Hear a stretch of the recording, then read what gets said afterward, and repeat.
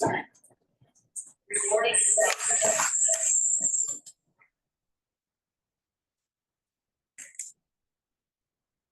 this be muted? No. No, well, yeah, Okay. sorry. Your laptop. Yeah. Yeah.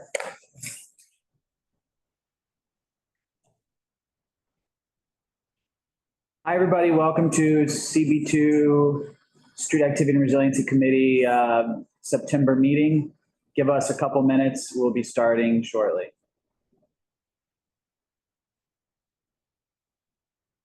Logged into the Zoom. Yeah. We got the Zoom and the Zoom link in the email. Yeah, here's Rose. Forward it to you. Yeah.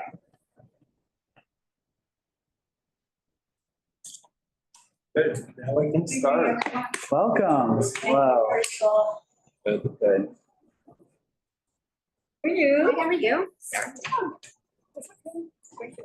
You can sit over. I just moved my back, my stuff. Okay. The next to the lady. What's your name? G. G? How are you? Hi. I'm Rocio. Nice to meet you. Pleasure. Hi. Okay, so we're gonna get started. Again, welcome everyone to CB2's September Street Activities and Resiliency Committee. Just a couple of announcements before we get started. So tonight our agenda is we have a number of street activities that we're gonna hear from. If I call your name, please raise your hand in the attendees list, and we have some people in the room as well. And then we will call on you. Since we have a very long agenda, I ask that you please keep your presentation brief to the point. And then we'll open it up for questions and discussion after each event is presented. I'll note that just as an announcement for next month, so folks can have it on their calendar at our next month's meeting, we're going to have a special presentation from DSNY, and they're going to be presenting on the new containerization as well as curbside composting rules. And how that's going to work. So we'll have more details on that, but just an announcement so people can have that ready to go. We're hoping later in the year as well to have updates from the Army Corps and a couple of other resiliency related topics. So please stay tuned for those. With that, I'm also just to let everyone know, I'm not going to be able to stay for the whole meeting today. So at some point when I have to leave, probably around 8:30 or 9, Ryder will take over as the coordinator for the rest of the meeting. And so with that, let's get started. So the first event we have is HBO's Penguin T-shirt truck. We can do agenda items 1, 2, and 8 together. So please raise your hand if you're in the promotion.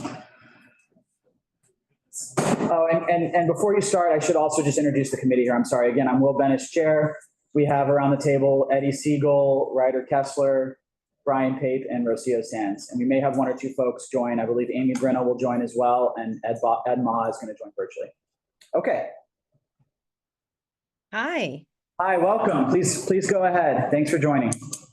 Of course. Thank you. My name's Karina. I'm a senior experiential producer at Matt Projects, and I am sharing for HBO's The Penguin, our little truck drops.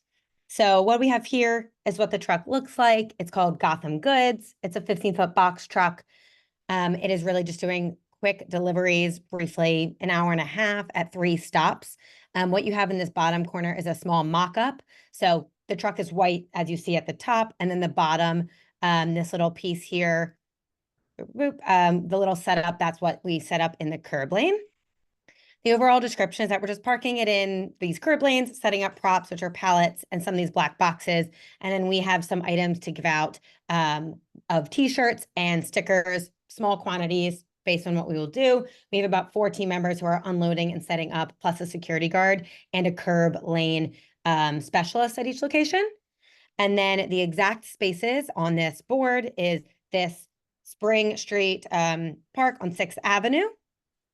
That will be tomorrow at 4:30 to 6:30 is when the event goes live. We'll be there roughly about a half hour before that to set up. These are our timings here. Like I said, it's briefly only about an hour and a half, and then once they're gone, we take off. Then we have our Canal Street location. This is between Broadway and Mercer. This is the evening portion. This is 7 to 9 with us getting there a half hour early. And then last but not least, it is outside on Mott Street. This is across from D'Amelio, which is a restaurant that's participating in the activation. It will be there for 2 whole days. And then we'll have a small 2-hour window where we hand out items there as well, where we open the truck, give some items out, and then close it up. It's just a really great photo moment outside of Mott Street. And this is our run of show for that. And that's all I got for you guys. There is no talent, no cast, no crew coming, no large promotion here, just sweet and simple and something fun to promote the show. Great. And how many people are you expecting to show up for the drop at each location? Like how many guests are you anticipating? About 100 to 150. We've already went live at some locations today, and that's what we're seeing. Not these locations. We had other curbs that we did. Yeah, outside of CB2. Could you just go back to like the first page again with just the Absolutely. Okay, yeah, okay. And you mentioned, I think in the application, you're going to have ropes and stanchions for line management. Where are you going to be placing the line for each of these? We actually have just put it in the curb lane. Our lines have been pretty tiny, and we're making sure that they're safe with our security guards. So we feel really good about that. Are you going to be blocking off the curb lane with barriers? No, our curb lane has cones right now. We're not putting people in the street. Oh, okay. And is there going to be amplified sound or at any of the? Just a very small JBL speaker, which can only be heard about in that 20-foot radius.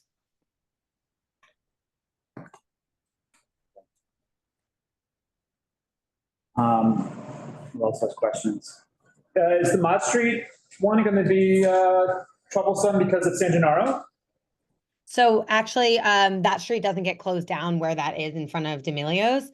So I'm not worried about it. Plus, the owner of it is working with us on all of this, and they know a lot of the businesses around. So we feel good about it.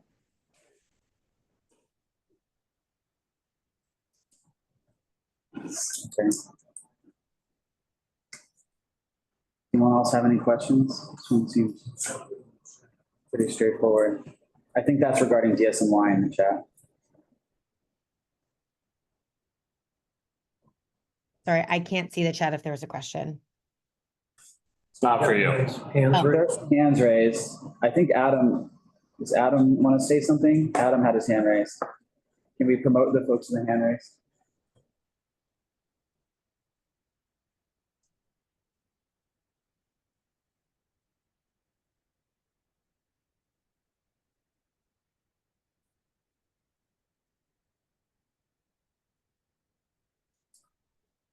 You get a chance to promote Andy?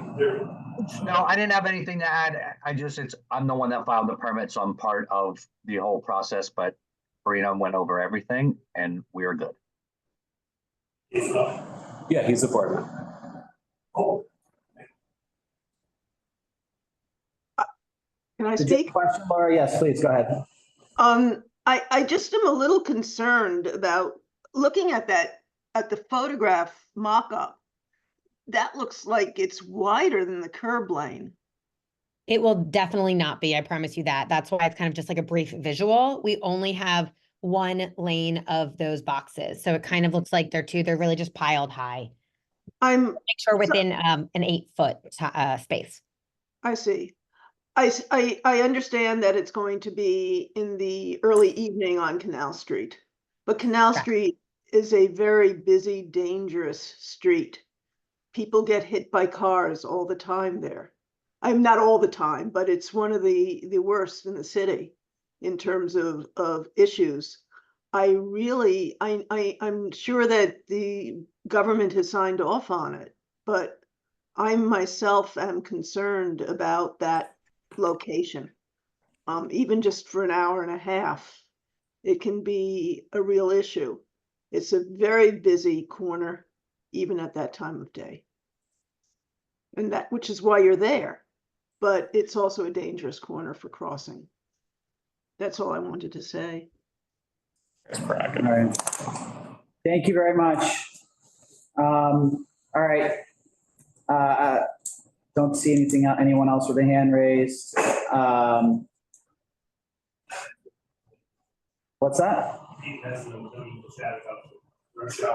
Yeah. Did you see that? There's no curb lane during rush hour. Has SAFO called that out or to you? No, actually, we have a curb manager for the whole day, so there won't be cars able to pull into that lane during the time frame. Yeah, that may not be allowed is what we're saying. Did SAFO approve that location already? They did. NYPD approved it. Okay. NYPD will always cross-reference the parking regulations to the permit, and PD is the one who approves it before SAPO. Okay. We'll look into that. All right, thank you very much. Thank you. We're gonna move to the next one. Okay, so next we have the cut X theory, spring between Crosby and Lafayette.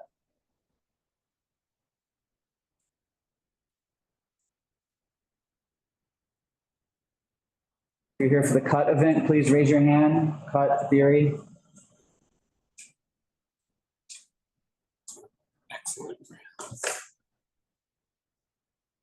Do we see a Daliani Nunez? Is it D, Daliani Nunez? No. I don't see it. Anyone here from the cut or theory? No. Okay, moving on. Moving on. Yes, Laura, did you have a comment on that one?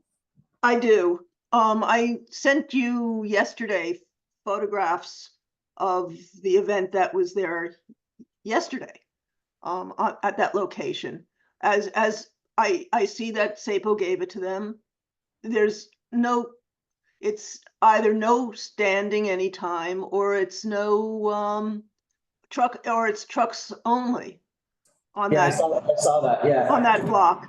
It's very crowded on that sidewalk. I don't know what their intention is since they're not showing up. But, you know, there's a store that has a line outside of it all the time, all day, which narrows the sidewalk. It's just a bad location. Yeah. Right by the subway entrance. I just don't understand why suddenly they're giving it to these guys. Yeah, I'm gonna ask Mark. I'm gonna ask Mark to flag specifically that location to SAPO because they should not be issuing permits for anywhere that's a no standing zone. So I don't know how they've done that. I don't either. Follow up on that one. Thank you. This is the location is Spring Street between Lafayette and Crosby. Right. Spring between, Lafayette and Crosby. oh God, yeah. No. Yeah. All right, Mark's writing that down. We'll follow up with SAPO. And no one's here for that event. Okay. Okay, next we have the Teton Ridge documentary. Gansevoort between 9th and Washington, 9th Ave and Washington. There's two under Katie Broderick if we could promote those.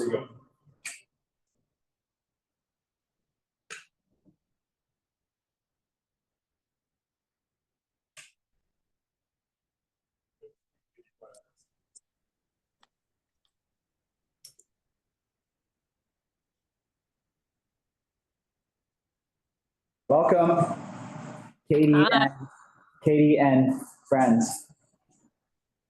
Hi, good evening. Thank you for having us. I'm Katie with K2, and then we have Marcella on the call as well, and she is with Teton Ridge. I'm going to have her kick it off to give a little bit of insight on everything Teton and this event is about. Hi guys, my name's Marcella Barrett. I'm the CMO of Teton Ridge. We are a Western media and sports company in the Western space based out of Texas. We are the owners of the American Rodeo as well as the American Performance Horse. And we are launching a film series called The Windows to the West. which is kicking off with its first short film on a gentleman called Adon Banuelos, who's a prized American performance athlete. It's funny because most of the world doesn't know what performance horse is. They oftentimes describe it with rodeo. It is a premier sporting event that takes place all over Western states. We are looking to screen this event and to amplify the story and to get the sport on the map, because no one knows what the sport is.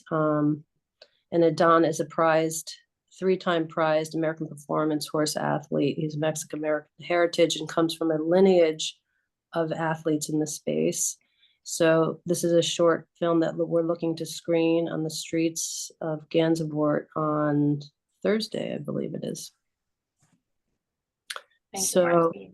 you're I welcome. can dive into this site plan just to give us a little bit of insight of what will be happening on Thursday. The block that we're looking to permit is Gansevoort between Washington and Greenwich Street.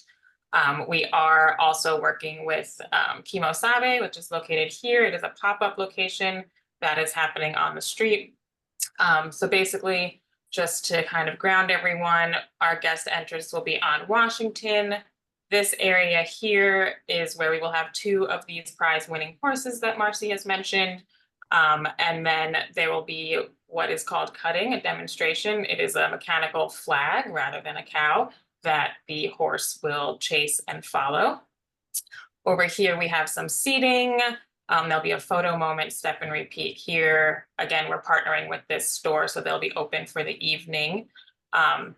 Over here, you'll see this is the horse trailer that's coming in. We will plan to connect our projection screen. It'll be ground supported, but projected in front of the trailer for this documentary. We are going to have a screen on the backside as well for public viewing. And then moving down, we're working with Common Ground, who's the local existing restaurant on the block right next door, to provide food and beverage for the event. And then we have some virtual simulators from the National Cutting Association, and then just bathrooms over here for guests. We have also secured a TPA for this, and that's very high level what is happening. The event will be 7 to 10 p.m. And I can go through our run of show very high level as well. We will begin at 7 p.m. The horses will move to their designated demo area around 7:30. There'll be a brief speaking moment. This demo will take place with Adon, the star of the film, for several minutes, like 3-ish minutes. They'll do this demo. The horses will go back into the trailer for the screening. Post-screening, there will be a Q&A with the talent, and then we will do a second cutting demo, and then post that, the horses will go back into the trailer for the night. We plan to kind of wrap up all food and beverage by 9:45, so we can make sure to have the street cleared as quickly as possible post-event. Okay. Interesting. I don't know if I've ever seen an event so far since I've been doing this where you had to get an animal exhibit permit. This is my first time too. There's a what, sorry? This is my first time too, but we've been working with the health department on all necessary paperwork for that. Okay, and is that essentially wrapped up? You have the permit now in hand? We owe them one document that we should be getting them tomorrow. And then the horses will be coming with their permanent handlers. They will be managing them. They will be managing movements, cleanups, all of that for the horses. This is, their day in and day out. And you said they're going to be chasing around a flag? Yeah, I have a video teed up if everybody wants to watch. So you can see this flag here. Basically, normally it's cattle in an arena, but 2 horses was enough for us. So they basically chase this flag back and forth, like almost like a dance.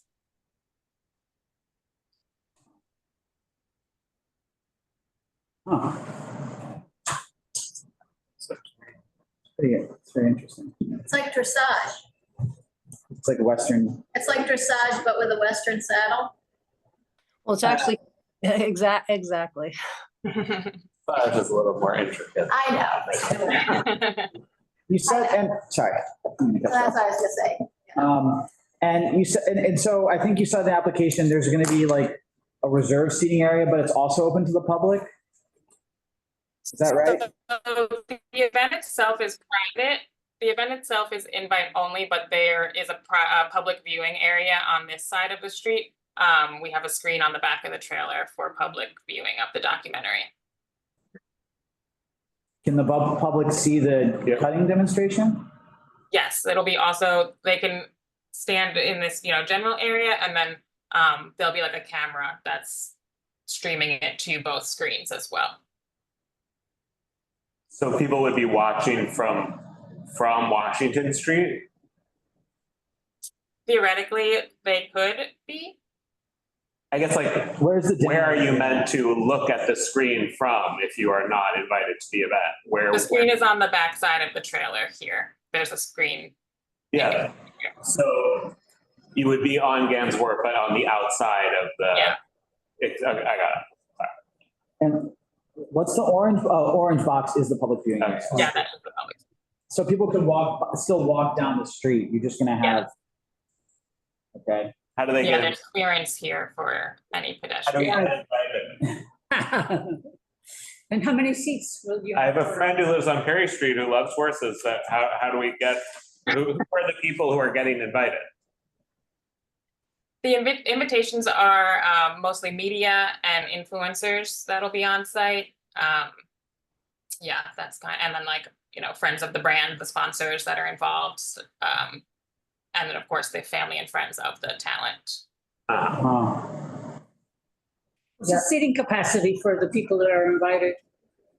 So most of the seating is just for like VIPs. Obviously, most of the viewing will be standing room only, just because we want to keep the fire lane. We're expecting 150 guests.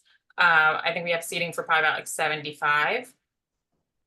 But the screening itself is really like 15 minutes. It's a short documentary. Okay. Yeah, I mean, obviously, we generally like to have. This is a really interesting event, and it's a shame that the public can't fully experience it. We generally like to have events that are open to the public, but at least they can watch from this. I would guess from the sidewalk, you can still see something.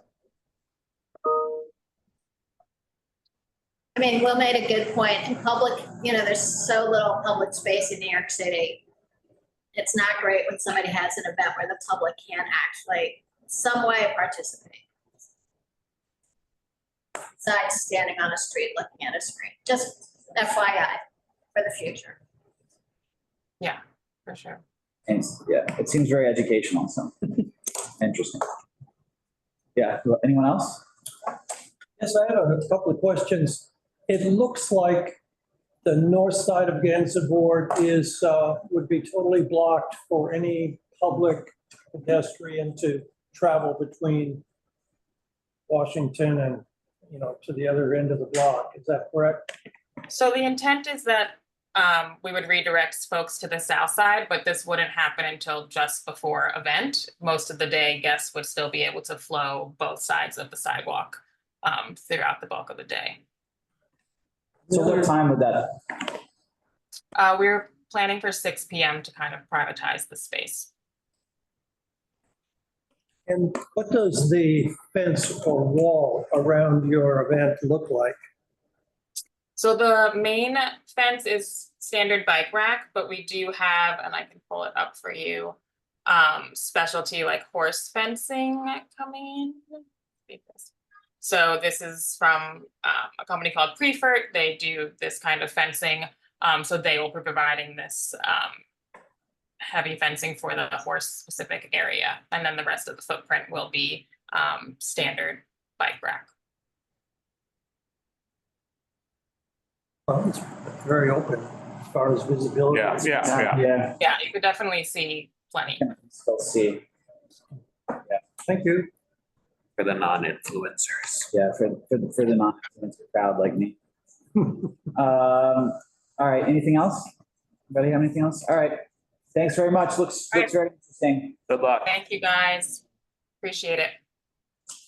For questions? No one had their hand raised. Didn't see any. No one had their hand raised. There's Ed Mo. Okay. Next up, J. Crew Newsstand, September 12th through 13th, prints between Broadway and Mercer.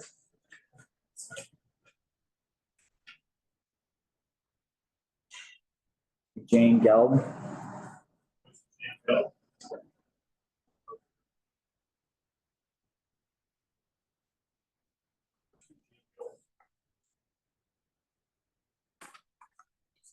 This one, part of these.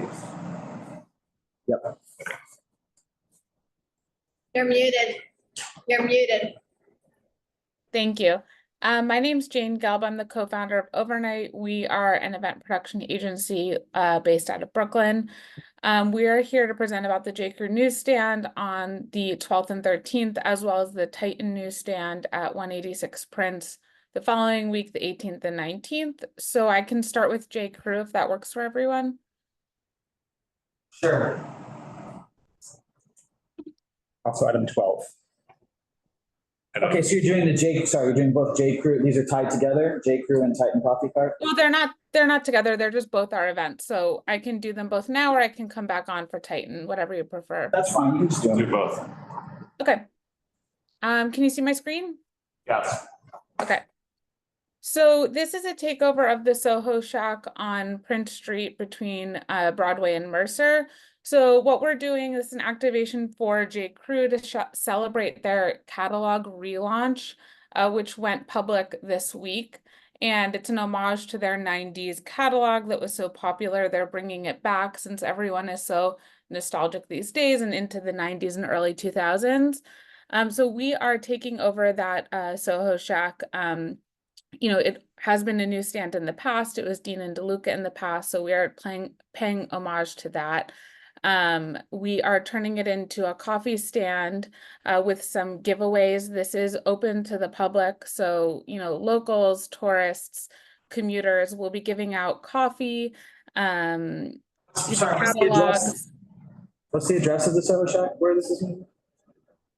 It doesn't have an exact address. We use this address that's 525 Broadway, which is the landlord of the Soho Shack. It's right next to Lure Fish Bar. Okay, so it's basically up against a commercial building and there's no businesses on the one side of it. And then on the other side is Lure Fish Bar. okay, sorry, I'm just trying to see exactly where it is. Sorry, you can continue. I'm sorry to cut you off. Okay, that's fine. So this is open to the public and free. The only ask is that guests will enter their email address via QR code, but of course, if they don't want to, they can still have coffee. And the treats that we're giving out, we expect about 50 people an hour, but it'll really depend, on the traffic that day. If I can show you the site plan on the next slide. So here you see the site plan. This is Prince Street. So the Soho Shack is an existing structure, and that's what you see in the big white square here.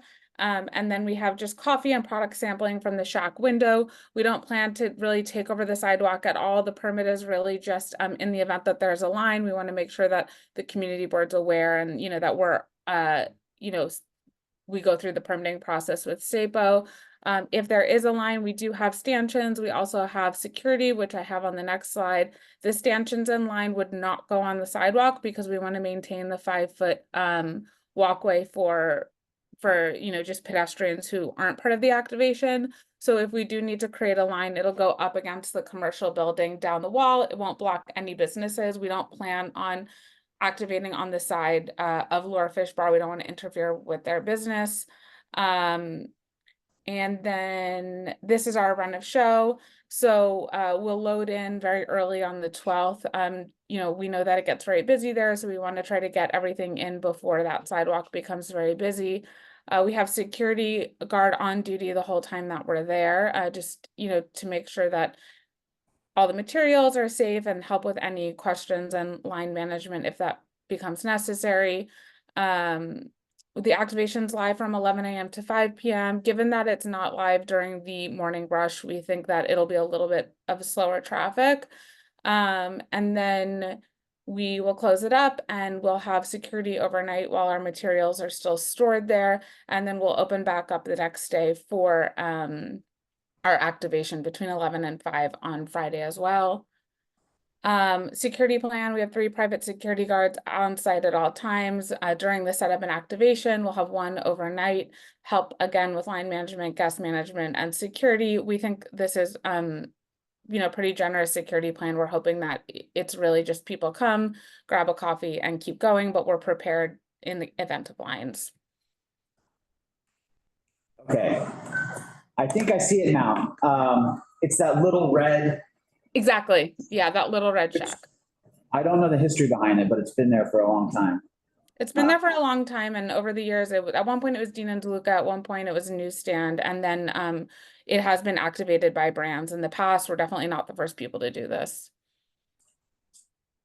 I see. Yeah, and there's that long wall along Prince where if you had a line, that's where it would go, and there's just there. Yeah, there's no businesses up until the corner. It's just a commercial building.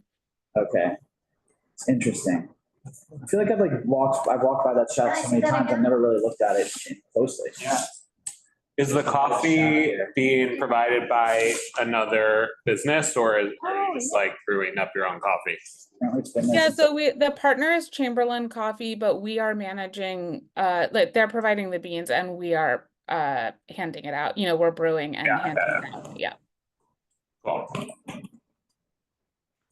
You have a copy of the cover for the catalog? I do. Let me find it. Zoom just keeps cutting.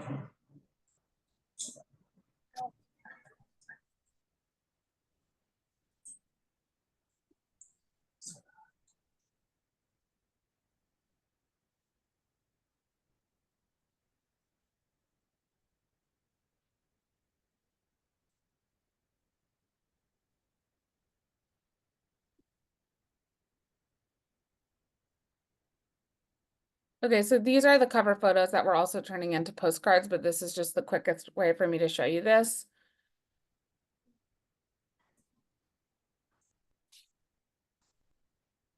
Does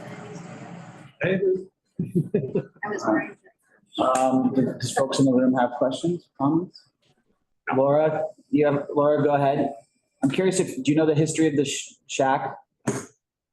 There was a newsstand for many, many, many years. Yeah.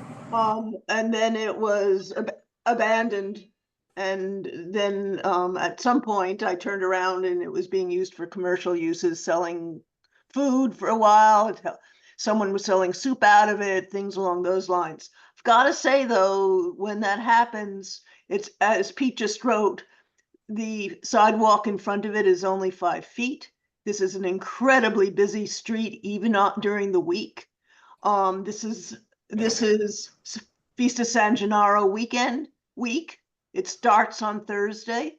Even though the feast is over on Mulberry Street, it impacts this area.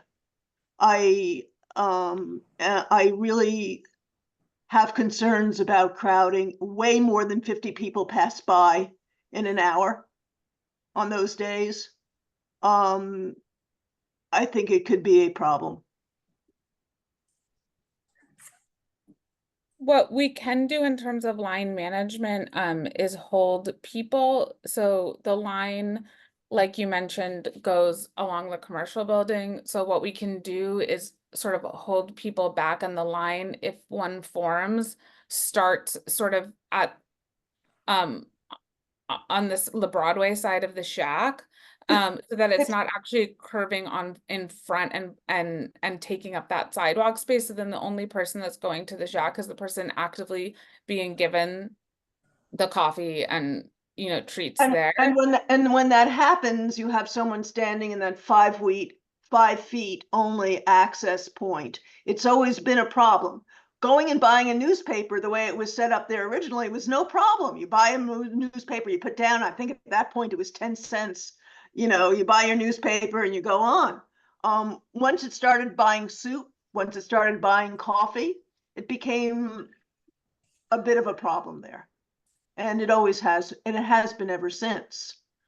That said, it's, I guess, a tradition of it going on. It's nothing new, but it is a problem. I think maybe Pete, who lives closer to it, can speak to it more if he wants to. I don't know. Yeah, he put something in the chat about this as well. Yeah. It's just, it becomes a bottleneck. And even if you have people lined up on the side, it in itself is a bottleneck. It always has been. With adding more activity, with a free giveaway of coffee, things like that, you're going to get worse of a crowding there. Yeah. So your security will just have to be extremely active, Jane, in keeping people from crowding the front.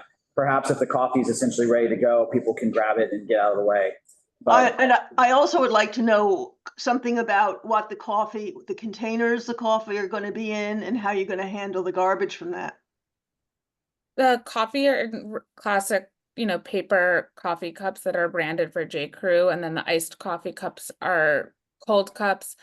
We have procured trash cans that we will have, obviously not in front of the shack, but on the side, so that we can manage any trash that we generate or that guests, try to drop near us. And I agree, we'll definitely have super active security. We also have staff on site to help with any line management and talking to guests and sort of clearing that front sidewalk area. But having the line back against the building leaves way more than 5 feet for passerbys. So the only sort of tight part is right in front of the shack. So if we keep it so that the only person being serviced very quickly will move them along is at the front, we don't anticipate that being an issue. all right. Thank you. All right, we're going to move to the next one. I don't see any further hands raised. Or do you want to talk about it? Oh, sorry. Yeah, sorry.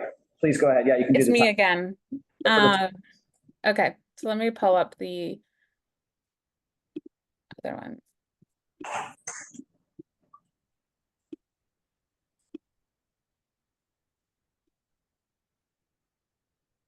Okay, so, oops. This is at 186 Prince Street at Soho News International. The newsstand will remain open during this entire activation. We can't even use any storage inside, so they're fully staying open. And this is really primarily a wrap of the exterior of the newsstand, essentially using it as a billboard. The only activation we'll have will be a small coffee cart provided by Bluestone Lane Cafe, and this will be on the Prince Street side of the newsstand. You see that here in the map, the blue, Prince Street here, and then Sullivan Street here. So we'll permit our production vehicle as well as a little coffee cart here. The brand is Titan. They're a financial company. They're doing a rebrand. We don't anticipate this being extremely busy given the nature of the brand. It's not as glamorous as some other brands. So we think this will be more of a stop by, grab a free coffee, and take a picture of the install and be on your way. We do, of course, have stanchions and security in case that it's busy and there are any lines. Run of show here, so we'll get there early to do the creative production and signage install. Again, have security on site the entire time we're there. The Bluestone Lane is really self-contained, so they'll just roll the cart up at 8 a.m. and start getting their coffee ready. We have the activation live only from 9 a.m. to 2 p.m. Breakdown overnight, remove the cart, remove anything from the sidewalk, and then put it back up at 7 a.m. on Thursday the 19th. Again, active 9 a.m. to 2 p.m. And then we'll break down right after. We are going to save the signage strike for later at night because we think that will be less disruptive to the sidewalk and passerbys if we do it a little bit later at night. The breakdown's pretty quick. It's just ripping down vinyl from the exterior of the newsstand. And that's that. That one's pretty straightforward. Yeah. Right? What is Titan? Titan's not a magazine. Titan is not a magazine. No, it's a financial product. And they are doing a rebrand and they just want to celebrate that and get their name out there. I've never heard of them, so they clear. So I Yeah, guess so I think they it's a need to do this sensible- activation, right? Yeah, it's sort of a crossover between like a Betterment and a Mint product. So it's just an online financial services company. Got it. Interesting. Like a SoFi? I don't think it's loan-based. It's more about managing your money. Their target audience is young professionals. Cool. I will stop by to learn more. Sounds I good. got a free coffee. Are you doing anything inside the store? No, we're not. He's staying open. We have a good relationship with the owner, so he's is fully open, normal hours. We're just doing that exterior signage. Yeah, I think we had someone last month also wrapping the same store. So this gets very heavily used. Yeah, he's been busy. So It's a great location and it's a, Yeah. I'm sure he needs the support. Who's, yeah, sorry. Yeah. Cash cow. Okay. yes, we pay him generously for the rental of the outside of the store. Great. And I think there was a question about the 2 a.m. breakdown on the previous one. Is there any way to move that one up? For J. Crew? Yeah. We could. The only reason for that was because we thought the street would be more clear. And that would be less in the way to load out and break down. I don't believe it starts at 2 though. It was we have it from 8 p.m. till 2 a.m. So we just thought like during rush hour commute, 4 to 8, it's quite busy. But is it going to take out 6 hours to blow it out? Hey, Crew. Hey, Crew. Yeah. Is it going to take, I hope not, but we just put it there just to account for, getting everything out of the store and leftover product and that sort of thing. Well, please consider the neighbors and, I think it sounds like you can get it done earlier. Yes, hopefully. Okay.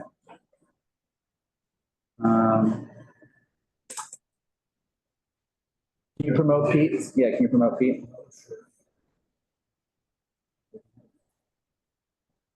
To answer the question about the rental, I mean, we're paying to wrap his, take over the signage on his store, not necessarily for that exterior space. No, that's what the SAPO permit you pay for. Yeah, exactly. Pete, go ahead, please. Okay, can you hear me? Yep. Great. So I find this really troubling that we're now finding that the money, which we've understood goes to SAPO, which goes to the city, which generally is supposed to benefit the city, but now there's payoffs to store owners to use space in front of their store that they have no ownership over. They have no control over. So is this the direction we're heading here with SAPO? Well, I think that's in addition to the SAPO permit. That doesn't replace the SAPO permit. Nothing to do. Yeah, but they obviously, this guy would say, no, you can't be in front of my store, would not get his support. Or it sounds like that's the situation. Give me some money and then sure, you can do it. Well, he wouldn't be allowed to do that. If they applied for a permit there and SAPO gave it to them, they could set something up. They're paying, it sounds like, for him to wrap his store. Yeah. They're paying for a sign, to put a sign on his window. But no store controls the sidewalk. Anyone can apply for a SAPO permit, and if they get it, they can set up there. Yeah, well, there's a little bit of gamesmanship going on here that I don't think benefits the community. Thank you very much. Okay, thank you. Benefits the store owner. Which Well, benefits, The community. it benefits the store, and they also pay they do pay a SAPO and I fee think we would separately. complain if they closed. Small business store owner. All right. I think that's it. I don't see any other hands raised. Thank you. We're going to move on to Dr. Barbara Sturm is next.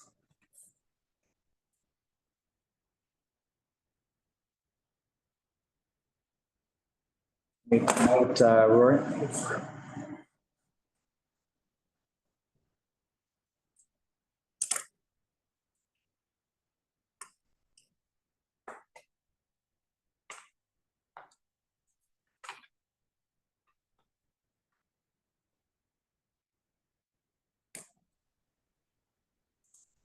Rory, can you hear us? I can hear you. Can you hear me? Yes. Yes, welcome. Hey, how's it going? I'm gonna start with the second one on your agenda first, only because that's on 9/14. I think your agenda has the old dates. The Soho one's now what, 9:15? We have that. Okay, very good. Yeah, but please go ahead. Yeah, you can start with the Gansevoort.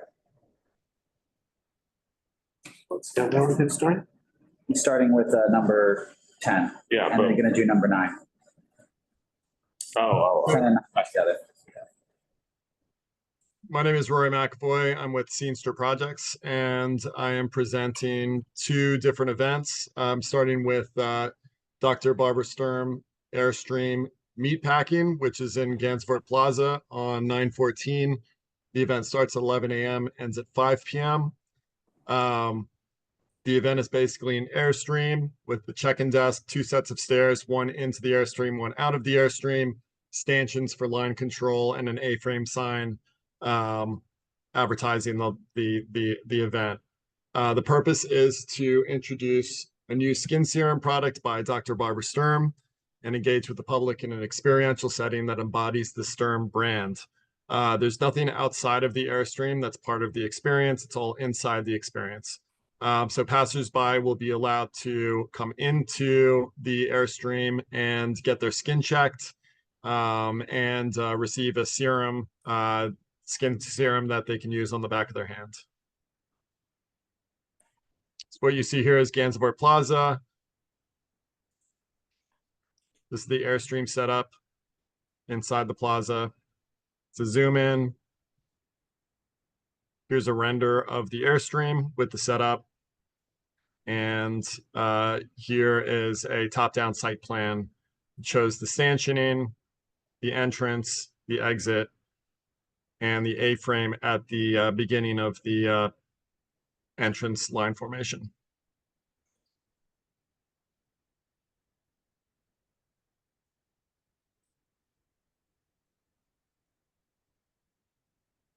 And that's it.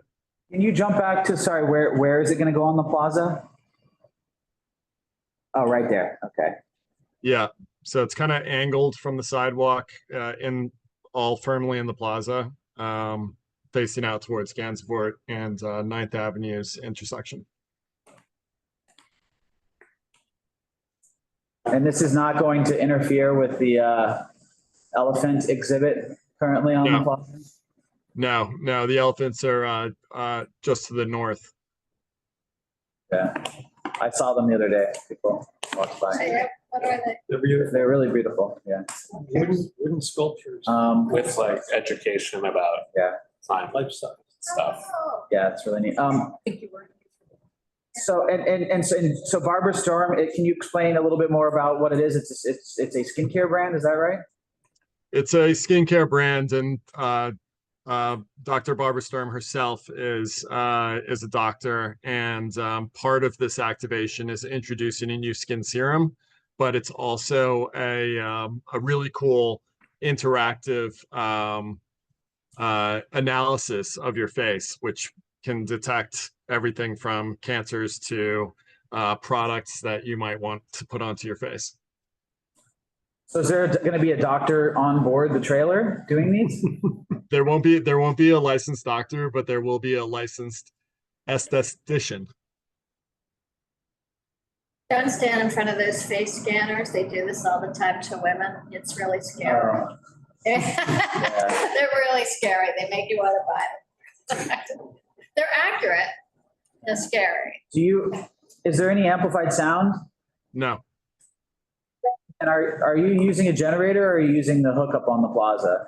We're using actually static battery packs for the power generation. So no fuel generator. Okay, great. No, the Airstream itself gets towed in by pickup, and the pickup leaves. So it'll be off the plaza by what time? If this ends at 5, what time do you think it'll be off the plaza? It'll be off by 7 p.m. And back to the shop for the next day's application, which is the next event application. And you've coordinated all this with the meatpacking bid already? Yes. Okay. Yep, we've coordinated with the meatpacking bid and obviously with SAPO, and we have a roundup meeting tomorrow. Okay. Anyone have anything else on this one? Yeah, so just to clarify, it seems to be open to the public and everything that you have in the display is free to the public? That's correct. Yeah, nothing's being sold. It's not an invite event. There are no influencers. It's really just a product demonstration inside the Airstream. Thank you. Anything else? Nope. Okay, I don't see anything else. This one seems straightforward. Can you move on to now your second one? Yep. So this is the same setup, different location. And I'm not sure if Item 9 on the agenda now. Sorry, go ahead. Number 9 on the agenda. I'm not sure if the location has been updated. Broadway between Broome and Spring? That's correct. West Broadway, sorry, West Broadway.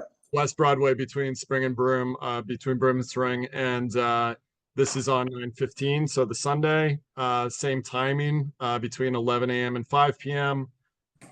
Same elements. I'll just go down to the setup. This is in front of 390 West Broadway, which is currently a vacant retail location. We are in touch with the landlord, of course. The Airstream is set up on the west curb lane and opens onto the sidewalk side, the west side of West Broadway. The dotted line that you see here, I don't know if you can see my cursor. That's the overhang.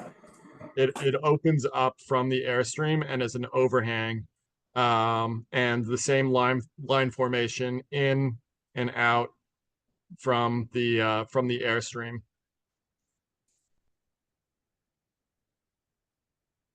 You're going to line folks up along the curb lane with a 10 to 12 foot pedestrian lane.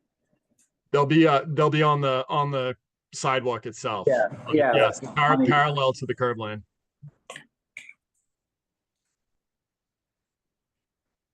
Okay, and then sorry, if you go back, that line is going which direction on Broadway? West Broadway? Saying Broadway. The line formation goes south.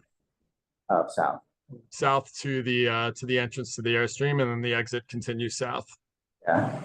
And have you reached out to, is there a chance the line's going to block ingress or egress to any residential buildings or businesses? I have to look at the map. No, we're along the street side of the sidewalk, and we have close to 13 foot, 12 foot, 10 inches of clearance from the property line. Okay, and all the other elements are the same? No music, no generator, etc. No music, no generator, no influencers. Okay. With the hours again, the same as before? Yeah, so it's the day is different. It's the following day on the 15th, which is the Sunday. The hours are 11 a.m. to 5 p.m. What is the new product? So you're going to be showing off the new product plus the existing line, is that correct? Yeah. So the overall intention is to introduce Dr. Barbara Sturm overall as a brand to the public. There is a new skin serum that's being released. That's not unusual for Dr. Barbara Sturm, but that's the only additional item outside of the regular suite of products that the brand has. To access the Airstream, is there a step or how does one, if we have a wheelchair, how do they get access? That's a good question. So it is not ADA accessible within the Airstream. However, the same experience is approximated at the check-in desk. So the check-in desk is at grade in front of the Airstream. They will get the same treatments for looking at their skin outside that would happen inside as well. I apologize. We actually, during the, we have in the setup a ramp, but it's not deployed constantly. So it is brought out to if we do have a wheelchair bound person. So there is accessibility. I apologize. I misspoke. Okay, thank you. Okay. All right, seeing nothing else? No? Okay, thank you very much. Thank you, guys. So we're going to move on to the Lululemon private event. So this is applications, items 11, 21, and 27.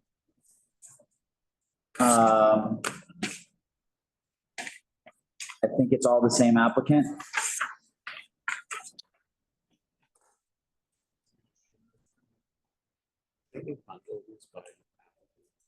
Should they be bundled by applicant? My name is Dennis. I'm from Optimus. We're a creative and production agency that works with Lululemon. What we're doing is No Name is a running club that works in conjunction with the Lululemon store at 520 West Broad or 520 Broadway. On Saturday mornings at 7 a.m., groups basically show up who are training for the New York City Marathon for this run club to, work with the trainers and, develop their skills to kind of perform for the marathon. We have two 20 by 20 pop-up tents that are set up at 6 a.m. that provide water stations and then also just a small bag check for runners to leave their personal belongings. Most of the runners are gone. They usually show up between like 7:30 to 8:30, depending on like their pace group. They're gone for a few hours to 3 hours, usually get back around 11 a.m. And then everything is basically torn down by 1 p.m. Tents and everything are basically moved clear by 1 p.m. every Saturday. Okay, so just to make sure I understand. So, okay, so it's in 3 different application sets, but this is basically every Saturday starting this Saturday through the end of October. Yeah, it's happening every Saturday. There's like, I think 3 different applications that went in, but yeah. So people are running on the streets and sidewalks and are stopping at these locations to get. This is like the home base. So like typically they'll show up here, meet their coaches, meet the pace groups of like where they're leading, and then they take off from the store and then they'll meet back here in closing. They're running throughout the city. The routes change every week. They run to just different parts of the city. But this is kind of like the meeting ground for all the runners. And how many total people do you expect to be in these tents? I mean, at the beginning, like they all show up at the same time and leave at the same time, or like what's? They leave in different pace groups. Depends on how fast they are. But typically there's been about like 300 people, like what we're expecting. And they show up at the same time in the morning and they leave in separate groups or something? They kind of phase in, like, I mean, I think they typically will show up like anywhere between like 7 to 8. Like it really depends on the group that is taking off. How many people is it? 300, you said? Between 7 and 8 will show up at this one location. Yeah. Can they all fit in the tent at the same time? They don't go in the tent. Like they basically drop, the tent has become like kind of our production area where they have water stations. Like each group has like different, I would say between like 20 to 50 people is what they take off in. So they show up, they drop their stuff, and then they take off and they come back at the end of the day. They come back later in the morning. So it depends on how far the distance is and like the pace group they are. They all trickle in at different times because they're all running at different speeds. In the morning between 7 and 8, there's gonna be a lot of people there at one time. Yeah. This is like very disruptive on a Saturday morning. I was gonna say, And yeah, I mean, they're not in the tent, they're all standing Yeah. around. this also is not a great location to like start a long run. You're gonna be running through really crowded, busy streets. Like, shouldn't people be starting to run on like the West Side Highway? The long run? I can chime in here, guys. It's Adam. I'm the one that filed all the permits. So these permits started back late in July. We've actually been on this block since July 21st, every Saturday since July 21st. The streets are extremely quiet at 7 a.m. The runners do show up in increments. They do go inside the store for a briefing and they get into their teams in the store. And then collectively, each group comes out of the store and they go off and run. They come back a few hours later, have a cup of water, pick up their belongings and leave. You know, we don't have 700 people in the streets at peak times. We don't have 700 people underneath a tent. There's literally 15 to 20 people at a time there. They all come back in phases. They all go out in phases. It's not all at once. Again, we've been doing this for over a month and a half. We haven't had any complaints so far. It's been very quiet. And then by noon, 1 o'clock, we're gone. Yeah, or you have people on here saying that they've heard it at 6 and 7 in the morning and it's been loud. So we are hearing complaints. So what time do you start setting up? 6 They a.m. start going up around 6:30, 6:30. Already. Okay, and the other thing I would think to keep in mind, I live in Manhattan, downtown, we all do. That's the summertime. It's really quiet on Saturday mornings in the summertime. I'm guessing, I don't live on that block, it's gonna be a lot less quiet in September and October. So I hear what you're saying, but I think it's not comparing similar circumstances. And I know it's not just you, but I feel there's been like a flourishing of these run clubs, which have been very disruptive on the sidewalks. And I know I've been caught up in them where I've been walking and it's like a giant flurry of like 300 people running down the sidewalk and they kind of brush everyone out of the way. Is that what they're doing here? Do they run in the street? Like, where do they go? Like, that's a lot of people, again, as I was saying, running through Soho with pedestrians, with bikes, I mean, that's what I was trying to say, which is like not the ideal location to start a 300-person run group. Right, and I think you were also saying that, Mr. Iyashima, and I don't know if I'm saying your name correctly, that they come in groups of 50. So even 50 people on these narrow streets, just all together running. So I'd be like plastered against the wall as they ran by. I'm wondering if this is really the best location for this. Yeah. I guess you did it because they go inside the Lululemon store. That's why you're doing it here, correct? Yeah, it's a partnership with No Name and Lululemon. Like they have a partnership where they utilize the space. Lululemon helps, provide some assets with training and trainers and etc. So that's where the collaboration kind of comes with. But I wonder if it might be better for Lululemon to collaborate with you and Optimist and everybody else, like on the West Side Highway, or something like in another location, because. I mean, the Lululemon in meatpacking is probably a much better location. That's right. You think so? That's right.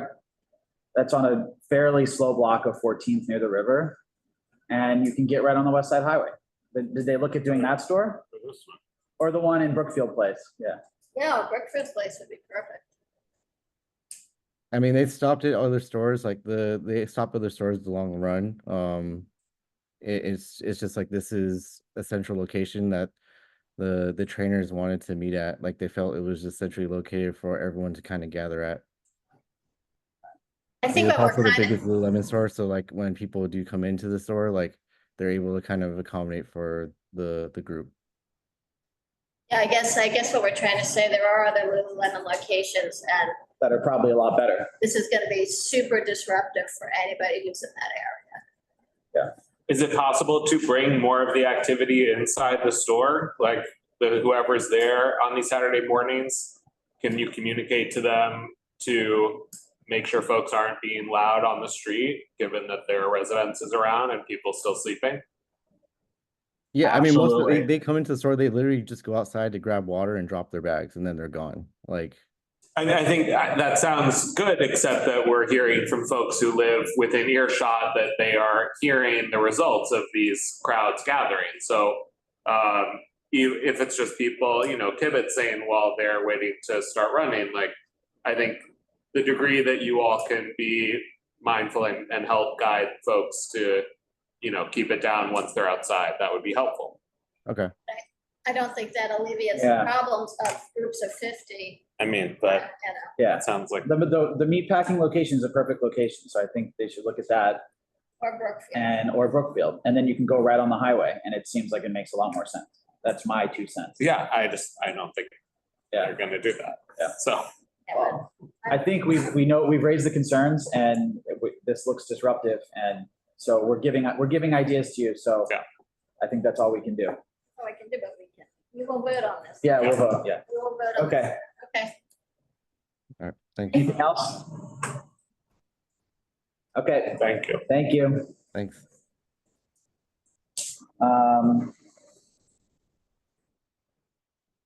Okay, we have, next is biking celebration, September 19th through 23rd. This is in multiple locations. Can I ask you guys a question? Sure. Because I missed a couple meetings.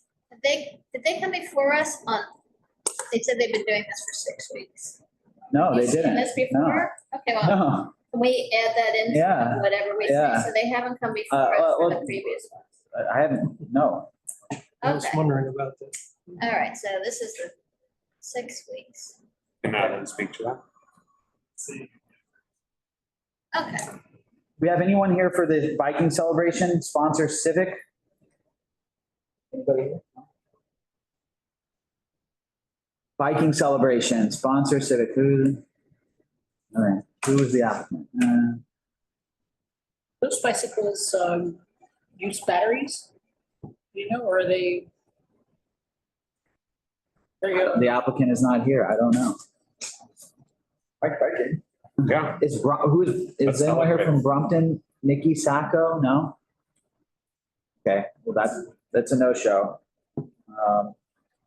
We need to follow up on this one specifically because this looks like a fairly big event and we can't be having a no-show. Because it's 7th Avenue South sidewalk and curb lane and Bleecker Street sidewalk and curb lane. Yeah, they have a store there, right close to 7th Avenue South. What? Have the store there. Yeah. Okay. And it's 5 days. Yeah, that's a massive impact. Okay, moving on. GUQ line activation. Sponsor Idaco. Sorry.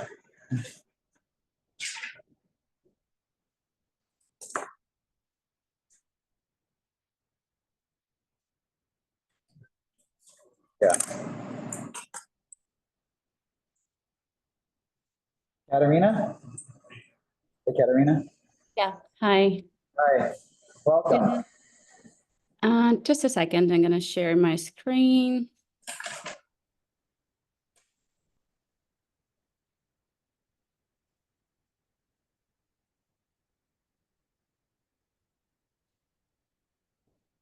This is so weird.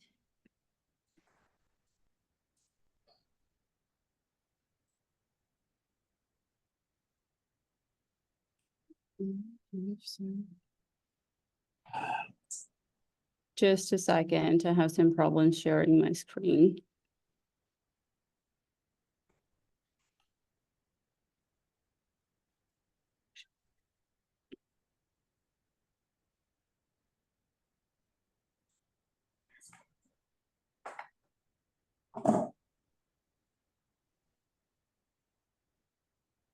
I don't know why it doesn't allow me. Probably we can move to the next one. I'll try to figure it out.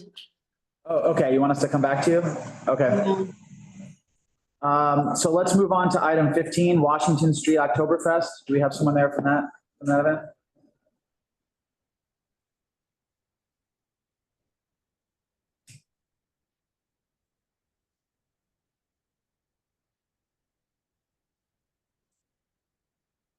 Aubrey and Evan.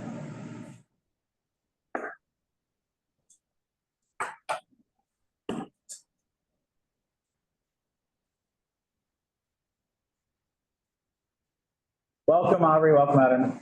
Hi, good evening. Hi. Go ahead. How are you all? We're great. Great. Okay, great. So I'll kick it off and then pass over to Aubrey in a moment. But good evening, everybody. As many of you know, my name is Evan Sweet. I'm the Director of Neighborhood Operations and Planning for the Meatpacking Business Improvement District. Earlier this evening, I heard you all talk about the great elephant migration with some positive emotions. So I'm really happy about that. It's been a really significant undertaking in the neighborhood. So I'm glad the community is responding so positively to it. This evening, I'm here to present along with Aubrey from IDECO regarding the Washington Street Oktoberfest activation. This is a one-day event on Washington Street between West 13th Street and West 12th Street. Really, we're just excited and thrilled to bring kind of a major public event to the block. Happy to answer questions, but I think Aubrey is the best person to kind of run through the date, the kind of the schedule and run of show and site plan for you all. So I'll pass it over to her for now, and then be here to answer any questions that you have for the bid.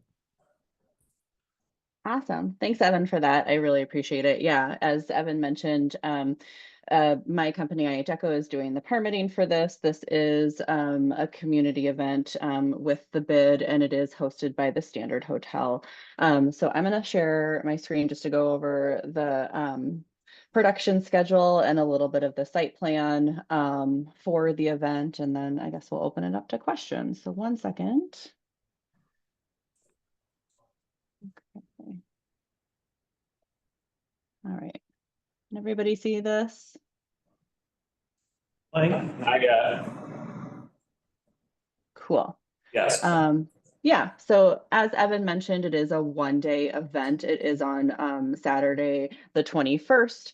It is in 2 weeks, so they will be doing a full street closure on Washington between Little West 12th and 13th, right next to the Standard Hotel.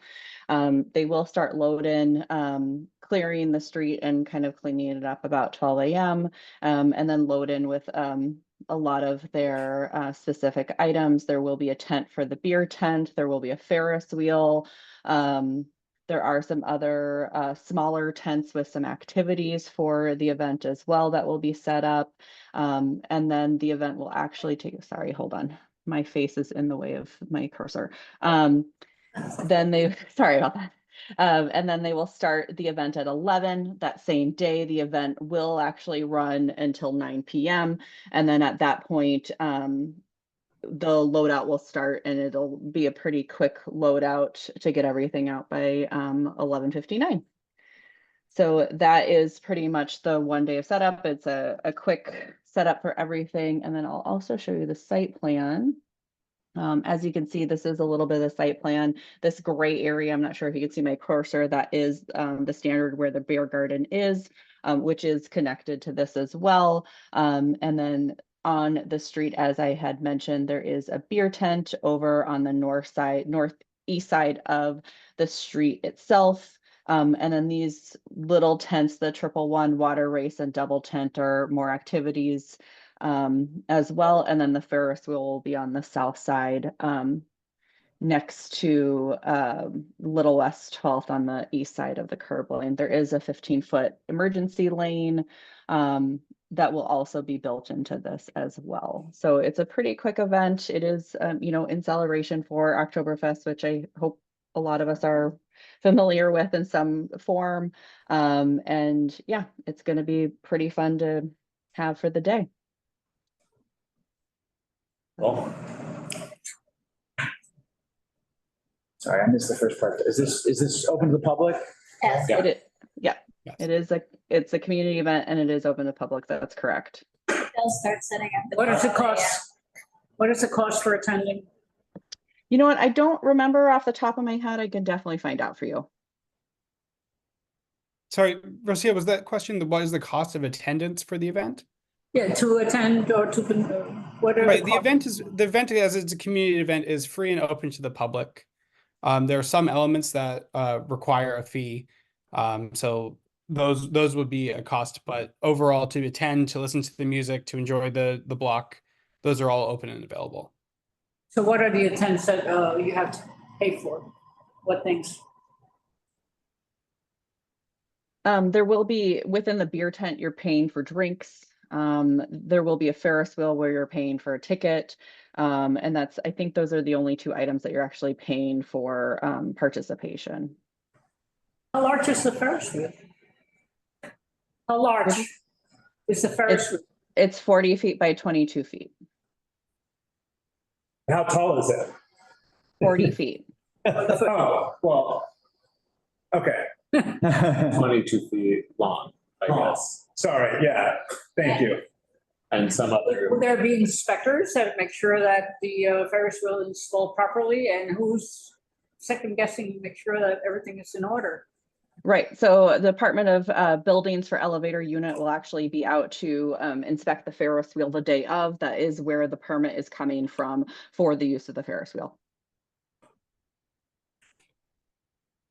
Across from the hotel, is it residential or commercial or a mix? It's commercial. The northern side of the block is the Samsung store on Washington and West 13th Street. And then there's a vacant commercial the rest of the way south down the block to Little West 12th Street. So I'm wondering why the hotel is a sponsor? Is that how it's set up? No, the Meatpacking District Management Association, the Meatpacking Bid is the event sponsor for this. The hotel has nothing to do with this event? No, they're the producers of the event. I'm sorry, what? They're Producers?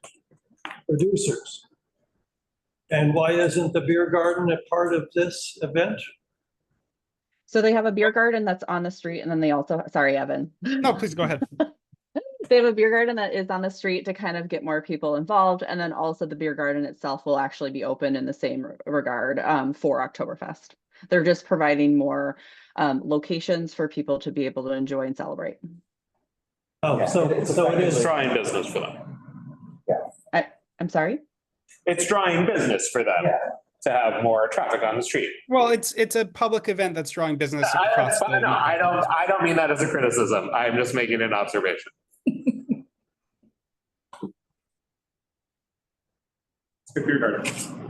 So when you say, this is, again, I'm just clarification. So when you say they're producing the event, so is the business district paying them to like, they're the caterers and they're the whole kind of thing when you say producing the event, or I'm not, how does it?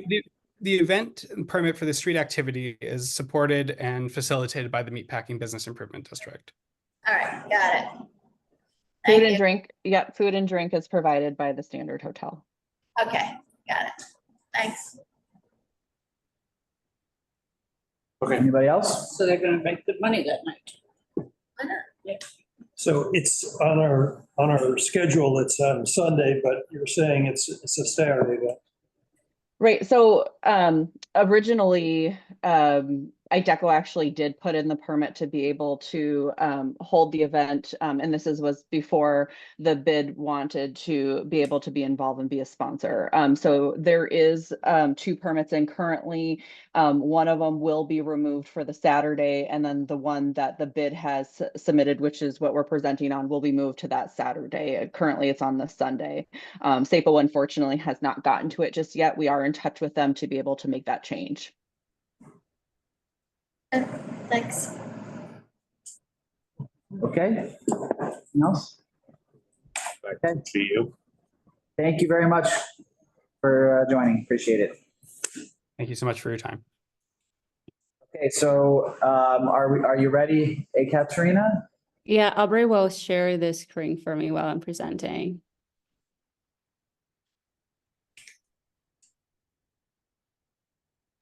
One sec, hold on. Sure. Oh, others. Oh, it's also a deco. Yes, I am an IDECO member and I will Okay. share for my IDECO teammate. Hold on one second. I apologize. There are some problems with my Zoom, apparently. All good. Okay, can you see this?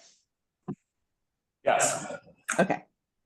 Yes, so my name is Ekaterina. I'm a permitting manager at IDECO. We're working with the Noun agency for the GU store opening queue line.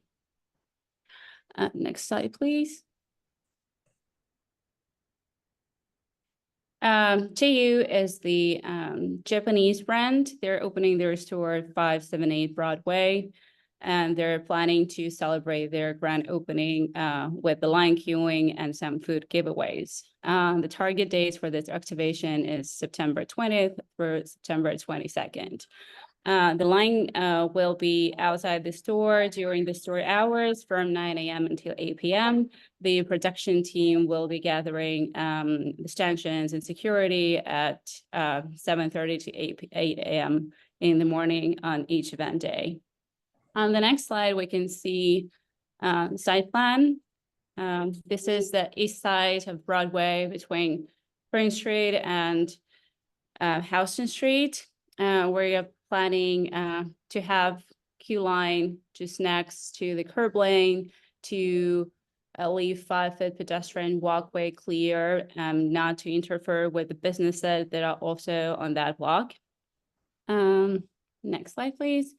So for food and beverage, people while they're standing in the line, there will be 3 days of different prepackaged food. For day one is going to be taiyaki, baby mochi taiyaki bites. The second day is going to be a pastry, like yuzu pound cake, and for the day 3, it's going to be the green matcha cookie. Everything is prepackaged, and we have the DOH permits for this, the temporary food service establishment permits. On the next slide, we're showing the crowd management plan. So as it's a very busy block, we're planning to have private security, 3 to 4 guards that will be cutting the line if it's overcrowded. The name of the security company is Shin & Sons. The production company will bring stanchions to keep the line organized and make sure that 5 feet is left clear for the pedestrians. Security personnel will also manage store capacity, queues, and control the flow of people. We'll also have brand ambassadors to help on site if there are any issues with the line. And that's it. Thank you. Any questions? Thank you. So this is for a this is for a store opening, a permanent store. Yeah. Yes, there's no elements outside. You're just except for the queue. No. Okay. And it's going to be the brand ambassadors would be handing this prepackaged food to the people waiting in line. We'll also have the trash containers there to ensure that everything stays clean and there is no trash in the sidewalk. Can you go back to your second slide, please? Yes. The site plan or the overview? That's fine. Thank you. Yeah. So there was a question earlier in the chat about, if queue lines were required to come before us and get permits. My view is they should, because they're taking up the sidewalk, but not everyone does, obviously. And so I'm glad that here they are. Because other stores have lines outside them all the time. Here, obviously, they're expecting a larger line because it's a grand opening, but I'm glad that they actually did the right thing and got the permit. Yeah. I'm a little confused. Maybe I just don't know this brand. Why? It's the sister company of the Uniqlo. I see, but is the expectation that there's going to be so many people who want to patronize the store that the store will be at capacity, and so people will have to wait online just to access the store? Yes, it's the brand that is getting its popularity among New Yorkers. It's quite affordable, so we're expecting people to gather outside in the line queue, and also brand will be posting on Instagram about their opening. So we are expecting people to gather outside. And it's usually, I also witnessed this like for brands, like people passing by, they see like queue lines and they just want to see what's inside. So it's better to be on a safe side and secure with security. Yeah, It's always better to be prepared. yeah, I mean, a store that needs to have a line just to get into my clothes. I don't know. I don't wait online to get into J. Crew. I don't either. Not uncommon for women's fashion, and I think teen fashion. Yeah, Yes, Pete. congratulations. Pete, go ahead. Thanks. Yeah. So I'm looking at your paperwork and it says attendance 0 to 74. Have you adjusted that with SAPO? Not yet. We're still. You're expecting far more than 74, yes? The line will be cut when it's over capacity. So basically when it reaches some clearance from the sidewalk, the security will cut it. So we are expecting it to be 74 people and cut it after every 74 people. And if people are asking to stand in the queue line, we'll advise them to come back a little later when the line is smaller.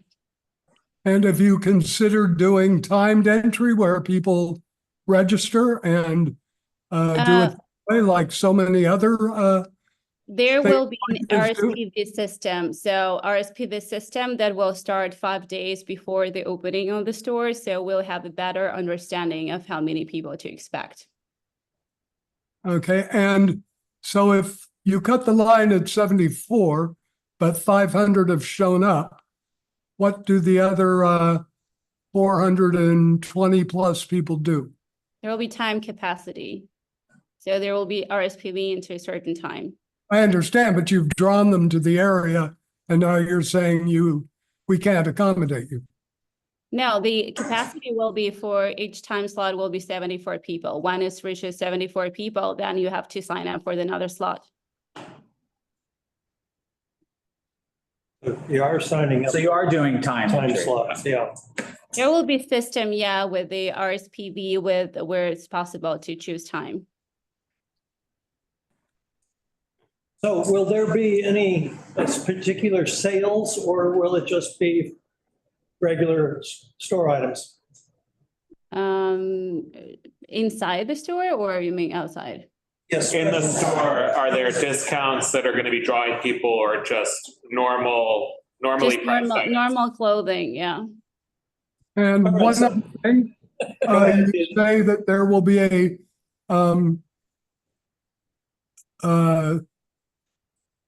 some sort of a food cart? There will be food giveaways, press ambassadors will be standing. It's not shown on this map though, right? Yeah, the brand ambassador will be handing prepackaged food to attendees, to people in the line. I guess, are they walking up and down the line or is there an actual cart? It says a cart in the application. They're still figuring it out. They consider both options. If it's a card, it's going to be a very small card, but they want to do more like an interactive queue line activation where brand ambassadors will be handing this taiyaki cookies and matcha or whatever was there, yeah. Hi, Pete, are you done? Yeah. Okay, then I'm looking at the 5-foot pedestrian walkway, and for such a busy street, I'm wondering if 5 feet is adequate or even is that a requirement? It's SAPO regulations, 5-foot pedestrian clearance. All right, so basically you're going to be constantly crossing the pedestrian walkway area with your people in line or people in and coming in and out of the building. Yeah, people, there are 2 security guards. One is standing by the entrance The other is standing next to the line. When there is a capacity in store, the security will signal people to come in. And so they won't be coming everyone at the same time. They will be coming in portions. The question is, that doesn't seem to be the best place for your public walkway, people who are bustling up and down Broadway. And I'm wondering why you couldn't have the queue line up against the building right up to the entrance so that there's. Sorry, you go ahead. Yeah, can I jump in about the site map? So this site map is actually given to us by CB2. This is something new that they presented to all applicants that need to fill out. So the 5-foot pedestrian walkway that is on this site map is actually dictated from them. And so they don't want this queue What's the line minimum to for occur everything? with the current businesses that are also on the block. So other stores would be very confused if the queue line is blocking the entrance to their business. Yeah, I mean, the 5-foot walkway is not dictated. A 5-foot minimum is dictated. Obviously, you can do more than that. Right.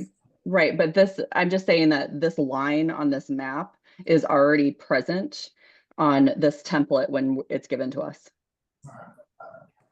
Yeah. Yeah, but yeah, they send you, yeah, it's a template that you're allowed to have more. Yeah, all the other businesses. Okay. I mean, like, a new store opens, there's gonna be a line, so like, they have to try to manage it. And I don't think people going in and out of the store and stuff like that's just normal on a Saturday with a popular store. So there's the line away. I mean, yeah, people will be going in and out. Maybe there'll be some people handing out food, but That's fine. yeah, this is kind of normal. New York City is a business. When a store opens, there's gonna be a line. It's a popular brand. Yeah, that's the way it is. All right, It's just the way. okay, Thank you. thank you. Thank you. Okay, next is Sabrina Interactive Coffee.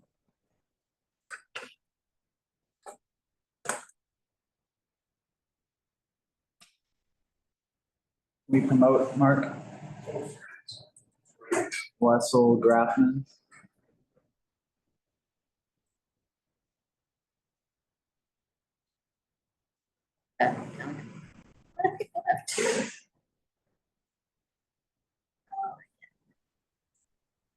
There's about 6 more to go after this. We can make it. All right. Hi, everyone. Can you guys see my screen? Yeah, we can. Go ahead. Great. Ooh, I'm the audience for this one. So, hi, my name is Wes Grafmans. I'm from a producer at High Contrast, local down in Brooklyn. And we have applied for a permit for an interactive sort of coffee shop to promote Sabrina Carpenter. For those who don't know Sabrina Carpenter, she's a pop artist, up and coming. She's actually performing at the Madison Square Garden that weekend.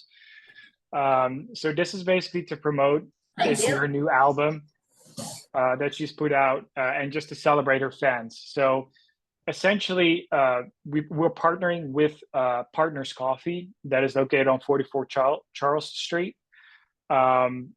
And they are basically open as usual, where you can have a signature coffee inspired by Sabrina Carpenter, and you can pick up a little bit of exclusive merch. But the reason why we want to take out a permit is because there's going to be a line probably out there with young fans that love Sabrina Carpenter. So basically on the right you can see that render. That's basically how we envision it to be. We basically have a loading day on the first day on Wednesday, where we're just going to be in and out inside the venue, loading some stuff up, and also outside next to with the carpet and the stanchions and the step and repeat. And then on Thursday, just some last finishing touches with basically a VIP party between 6 and 9, just an opening basically for invite only. This will be outside of the coffee shop's opening time, so technically they're closed. And again, this will be in partnership with the coffee shop itself.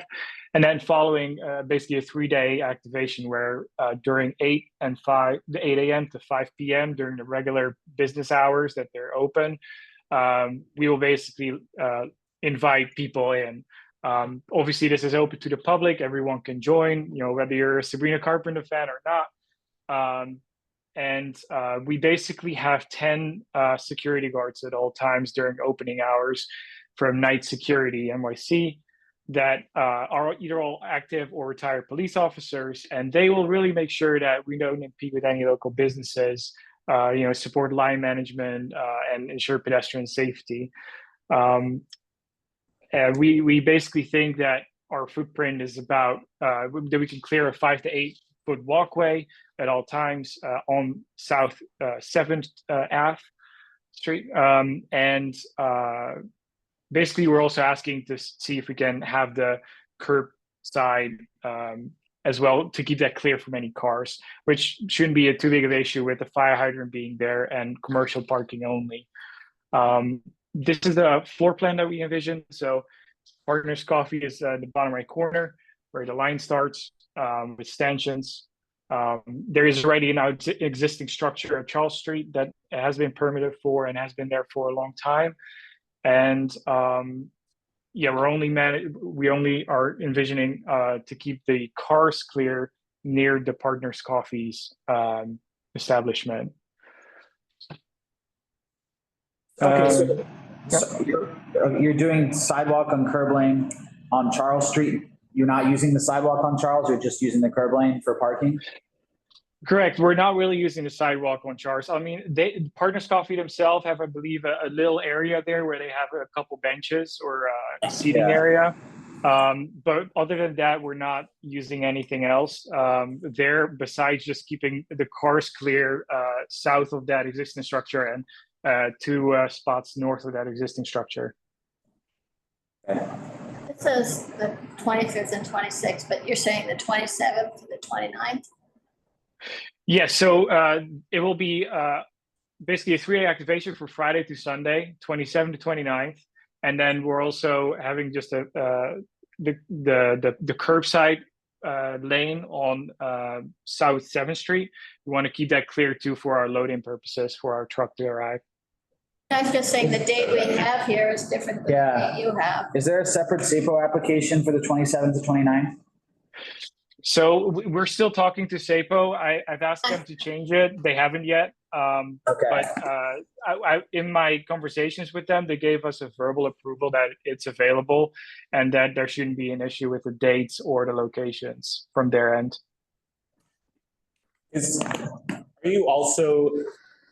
Are you doing something inside the coffee shop that will make this something people want to stand online for? I live right here. I go to this coffee shop, even though the design outside is nice. Why are people lining up? Yeah, so this is just a regular coffee shop. So basically, we'll have a branded sort of one of the new tracks of Sabrina Carpenter is espresso. So we're basically dedicating that espresso shot to her. So that's a signature sort of drink. But other than that. Is it a giveaway or it's just people can buy an espresso drink inside? Yeah, it's just they can purchase an espresso drink, but they can also there's going to be probably a photo opportunity in there, and they can have some limited merch, limited exclusive merch from her there as well that you can pick up. Sure, it's all branded inside. Yeah, I mean, I'm gonna go. I love Sabrina Carpenter and I like Partners Coffee. I just can't imagine that it's gonna draw a big line on it. Maybe I'm just naive about what people will wait online for. We're expecting a short line, but that's why we want to have that permit just in case there is a line forming. But we don't expect a huge line at all times. People are just going to go in there for coffee, having taking a look at the merge, maybe a photo, and that's it. So is the step and repeat inside, or was that the? Like that This is it's that's- outside against the wall. So that's where the line's gonna be. Yeah, but I mean, like, It's in front. there's not gonna be a line to get a drink in this coffee shop.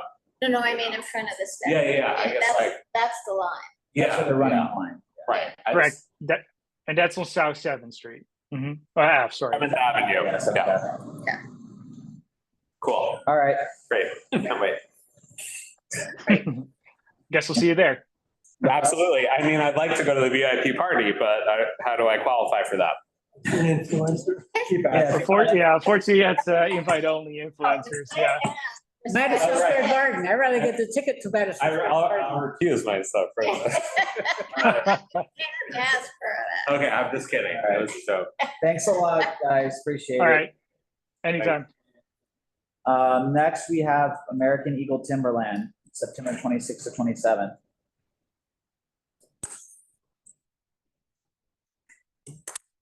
We have American Eagle Timberland.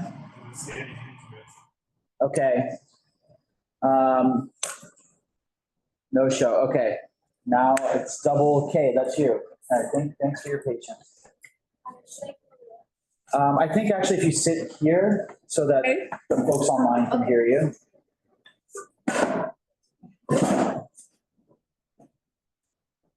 Double K in line?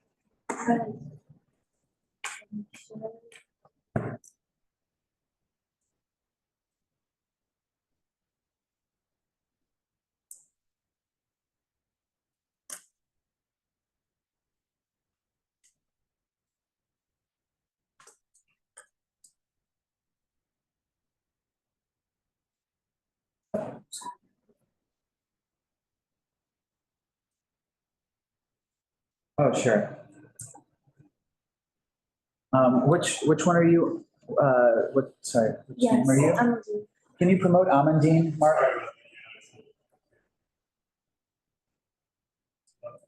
Yeah. By the way, the no-show is, I think that's one of the problems for the sponsors who often doesn't show up. Just FYI.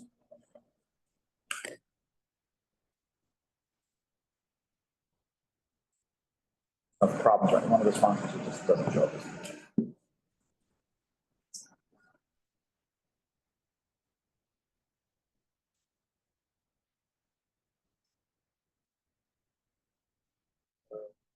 Go back to Zoom.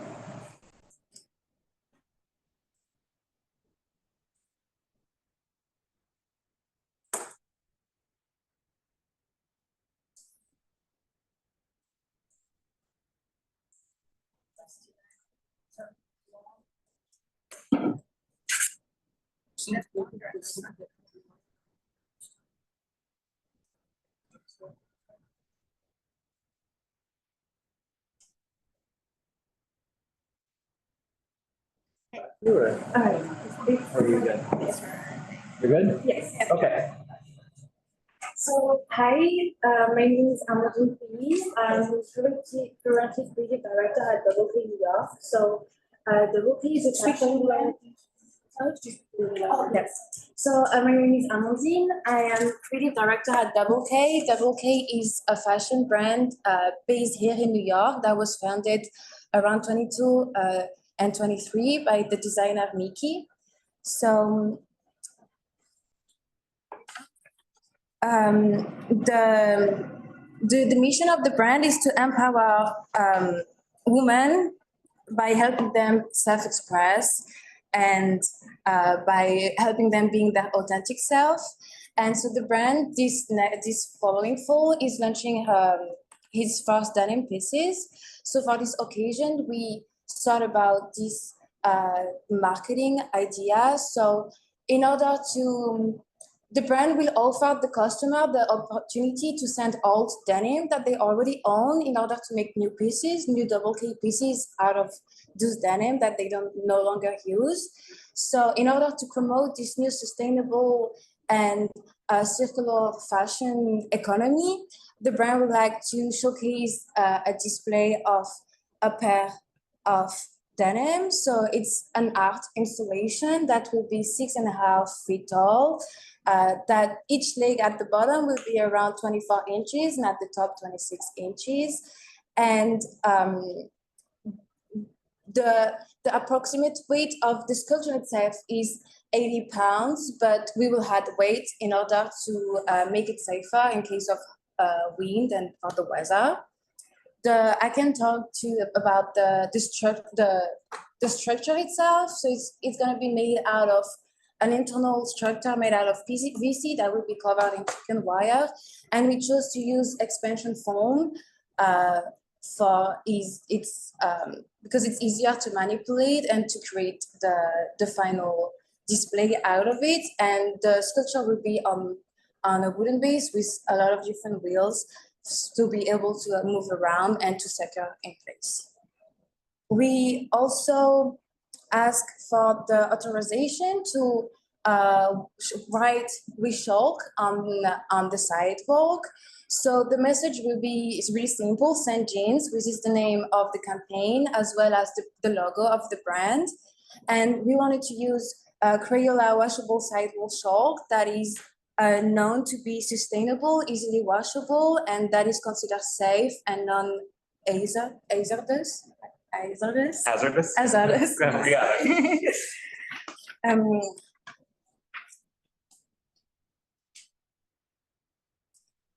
So we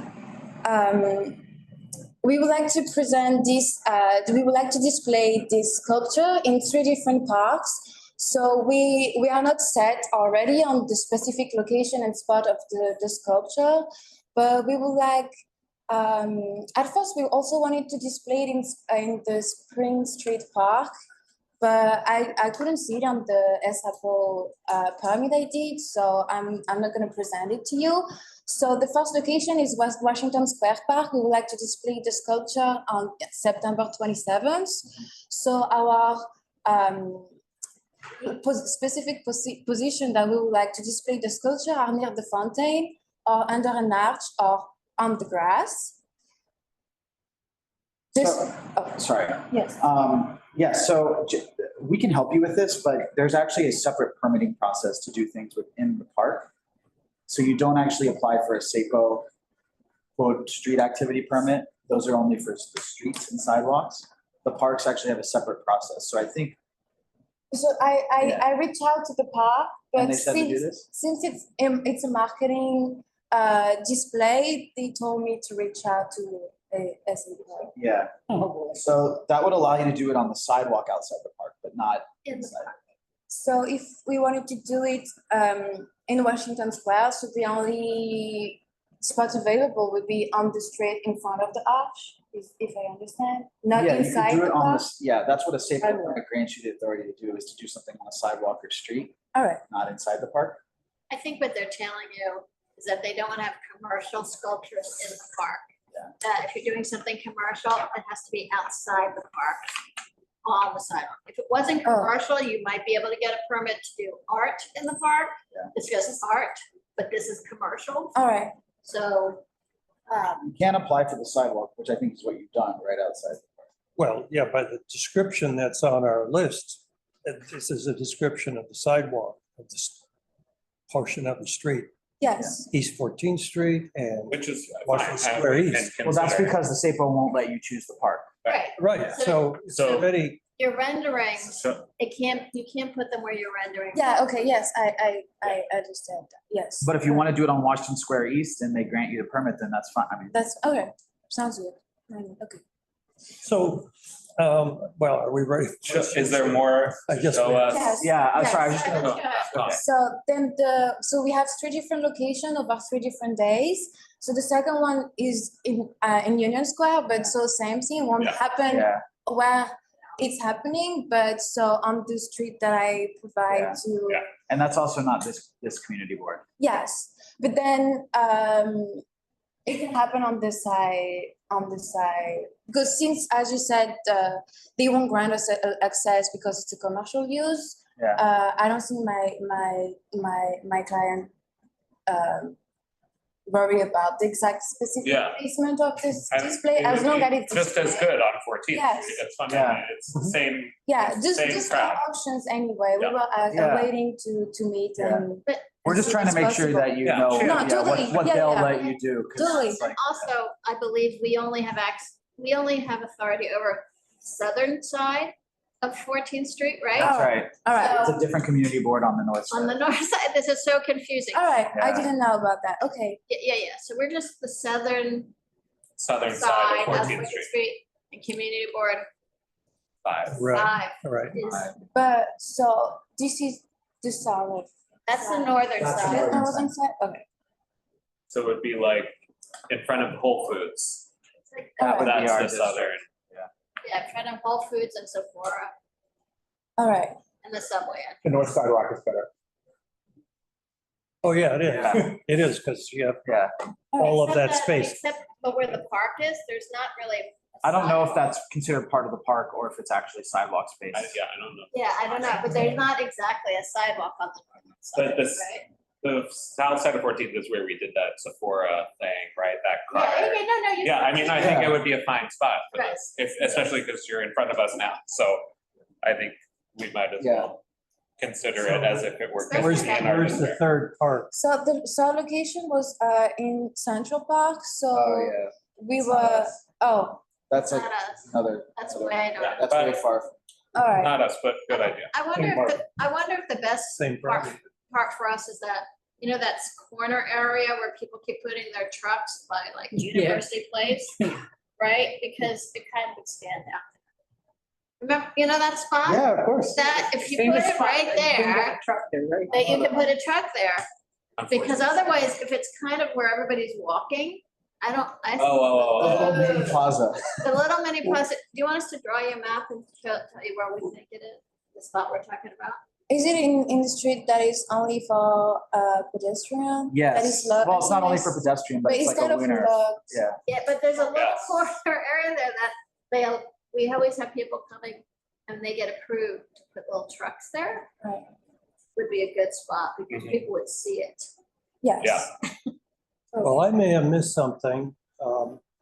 Besides the pair of pants as a sculpture, Yes. are we talking about a truck? No, No. there's no truck. I'm It's saying, just a sculpture. it's a center, but it could Okay, stand where well, the truck is. over. what's the rest of this program? What are you Yeah. presenting as far Yeah, with exactly. sculpture? What else goes with it? So nothing. So the goal is to create a buzz. So the brand is brand new. So the goal is to create the general curiosity from the people. So the sculpture will have a QR code linking to the campaign and the explanation on how to send out denim and how to get new pieces from the brand. And so the goal of this display is mainly to attract people's attention and attract them to the website of the brand. So there is no end goal in itself. We won't be selling anything. We will have a team member on site to make sure that everything is to coordinate everything, to make sure that there is no problem with the display, and here to explain if like people who need explanation or need help with something. But there is no real interaction between the brand and the people walking. So around. the sculpture, and you also want to use chalk crayons Yes. to write "Send Jeans" in front of it. Yes, And and that's the whole thing. yes, No, there's no music or anything. No, It's there just is no It's just music. a passive installation. exactly. What time, what hours will the sculpture be So in we each would place? like to start installation and display around 9 a.m. So the sculpture will be displayed between 10 a.m. and 7 p.m. And the same time and same show run for each different locations. So you'll be taking it away at night? Yes. Okay. It'll probably depend a little bit on how you display it, but one thing the staff will want to worry about is probably the photographer standing in the street taking photos of people. I think we saw that a lot from the handbag on Broome Street. Which photograph are you talking? Oh, it's just another sculpture. This is a different sculpture. No, the big pink Hermes bag. Yeah. I There was a ton of people that would stand in the street to take photos of their friends in front of the bag. Yes. You know, it's just a thing for your staff to be aware about. It's probably gonna happen. You Yes. want to keep people out of the street. Totally. You might want to have two people there. Yeah, I mean. Somebody by the statue and at least somebody like watching the crowd. And the display is gonna be pretty heavy, so we will have, Yeah. we will have multiple people on site. Did you do the big handout? No, but I knew that you, yeah, no, not at all. So then I was, so that was my next slide. I was going to talk about the different logistics and also safety and risk management that we thought about. So we didn't want at first to display the sculpture itself on like walkway and to leave space for the people. The sculpture is going to be coated with weather and fireproof top coats. And we will also, of course, make sure that it doesn't present any, I mean, it's supposed to be a smooth denim surface, so it won't present any sharp edges. And yeah, that's all I have for you. Watch out for dogs. For dogs? Trying to pee on the sculpture. I have a dog, and I'm telling you, anything that goes down to the ground and there's nothing around it, they think it's a fire. Yeah, attracted to it. All right, so I would to know. I'll let the team, the on-site team know. That's really interesting. Okay. Yeah, like I think it seems like it's a cool idea. I don't think it's going to be disruptive. It's not going to draw huge crowds. It's not going to have music. I think we just want to make sure that it's not really even our decision, right? We just want to make sure you understand the rules that the city is going to put on you. Totally. But then my question is so I got reached out by this committee for this. So how would it work if we want to display the sculpture in Uptown in Central Park? You just need to find out the community board that those are in. All right. Is that, Mark, is Columbus Circle in CB7? Is Columbus Circle in CB7? No, it is entirely four. They curved around it so you wouldn't have this ridiculous result. Yeah. Where half of the AOL center, is one board. So for the southwest corner, like where Columbus Circle is, that's CB4. All right. Southwest corner, that's of Central Park. Well, Central Park. oh, you said Columbus Circle. Isn't Columbus Circle in the southwest corner of Central Park? No, but I mean, I thought you meant circle in the middle of the road. I just mean like if that's the part. Yeah, because you're not going to be in Central Park, so No, near there. the main monument and stuff. The verge of the park is incorporated in the park. Or the sidewalk is part of the park? At least Central Park it is. Oh, so it won't be happening anyway. You can't do in Central So, Park. okay, So I was thinking that would be where you might want to do You it can do it in nearby. Columbus Circle. Yeah. All right, I write. I mean, there are so many different parts of near Central Park. Yeah, I mean, doesn't have, we were never really like thinking about getting into Central. Yeah, right. I don't think it's gonna be functionable to move the display around. And so I don't know why it's not showing, but we also wanted to display, so I'm gonna reach out to SA Board to tell them, but as I'm here, I'm gonna talk about it. We also wanted to display the sculpture on Spring Street Park by the entrance of it on 6th Ave. It's the, it's on 6th, right? Yes, it's on 6th and. One of those three. Oh, sets those of little parks. triangle things? Yeah. Yes. Okay. Again, you have to check if that's considered a sidewalk or actually park space. If it's All right, park space, okay. They won't let just you that, put it okay. inside park space. I don't think. Or it's a separate permitting process, and again, I think commercially, they Well, probably don't want that. all right, that's good.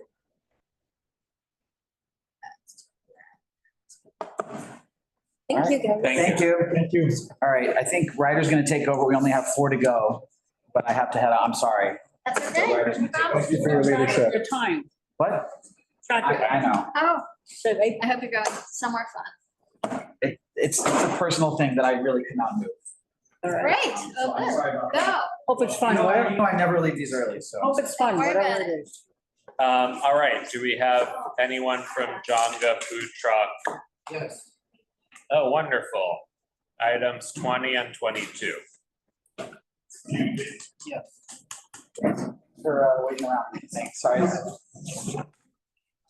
Should have been here last month, went 5 hours.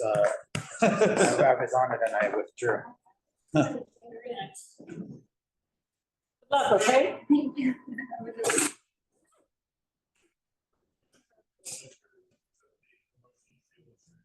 Yeah. Okay. This is about Jonga Food Truck. We have 2 locations. The first location, let me tell you about Jonga first a little bit. Oh, sorry. Jonga has been the #1 kimchi brand since 1987 and it introduced packaged kimchi to the world. They want to get in front of US consumers, and that you can find them at retailers like Amazon, H Mart, and Kroger. It's a really simple event. It's a food truck that's open from 12 p.m. to 5 p.m. Well, it'll get there at 10 a.m. and it'll be gone by 6:30. This is what it looks like. We're doing this in LA next week, and then we're going to bring it to New York. And we picked 2 locations in your community board. The first location is on Broadway between East 8th and Wanamaker on the east side curb lane. There's pictures there as well. And that's for Friday, the 27th, I believe. And then on the 28th and 29th, we have the east side curb lane on Broadway between East 14th and East 13th, right next to the City Bike Station. We'll have security on site for any lines. The kimchi has been, a famous chef has created our menu for the kimchi products. We'll be serving open products from the truck. We have a health certificate that we've submitted to the city already. And we don't plan on taking up any curb space other than a queue line if it forms. That's pretty much it for Jonga Foods. You know, I live right there where you're doing it on 8th Street. Can you go back to the? Sure. I think it's on Broadway and 8th, right? Yeah. Yeah. Just so you're aware, there are often a lot of food trucks there. There I are. don't know if they have permits, but They they get there probably- really early. So we will have location managers from the day before. Okay, all right, just want to let you Yeah, and if there are food trucks there and they don't have a permit, then hopefully our permit supersedes them. But, yeah, Good luck with that. good luck with that, right. Well, I'll make sure to have the location managers there the day before. know. And you should probably do the other one by the, so you were aware of what I'm saying. Yeah. Yeah, okay. So are you giving away prepackaged? No, we're Okay. giving away freshly cooked kimchi products. So it's their frozen foods, Okay. but cooked, and it's sample size. So we're not taking away anything from the neighborhood or anything like that. But is it like, does it leave refuse? Is it like utensils? I don't know, what's little, There, we are having, it's like a little tray. Yeah. So So are you gonna bring Garbage cans. garbage? we could bring garbage cans. Yeah. Yep, bring a lot. Good idea. what about kind of silverware or what do they use to eat the food? Yeah, I'll show you.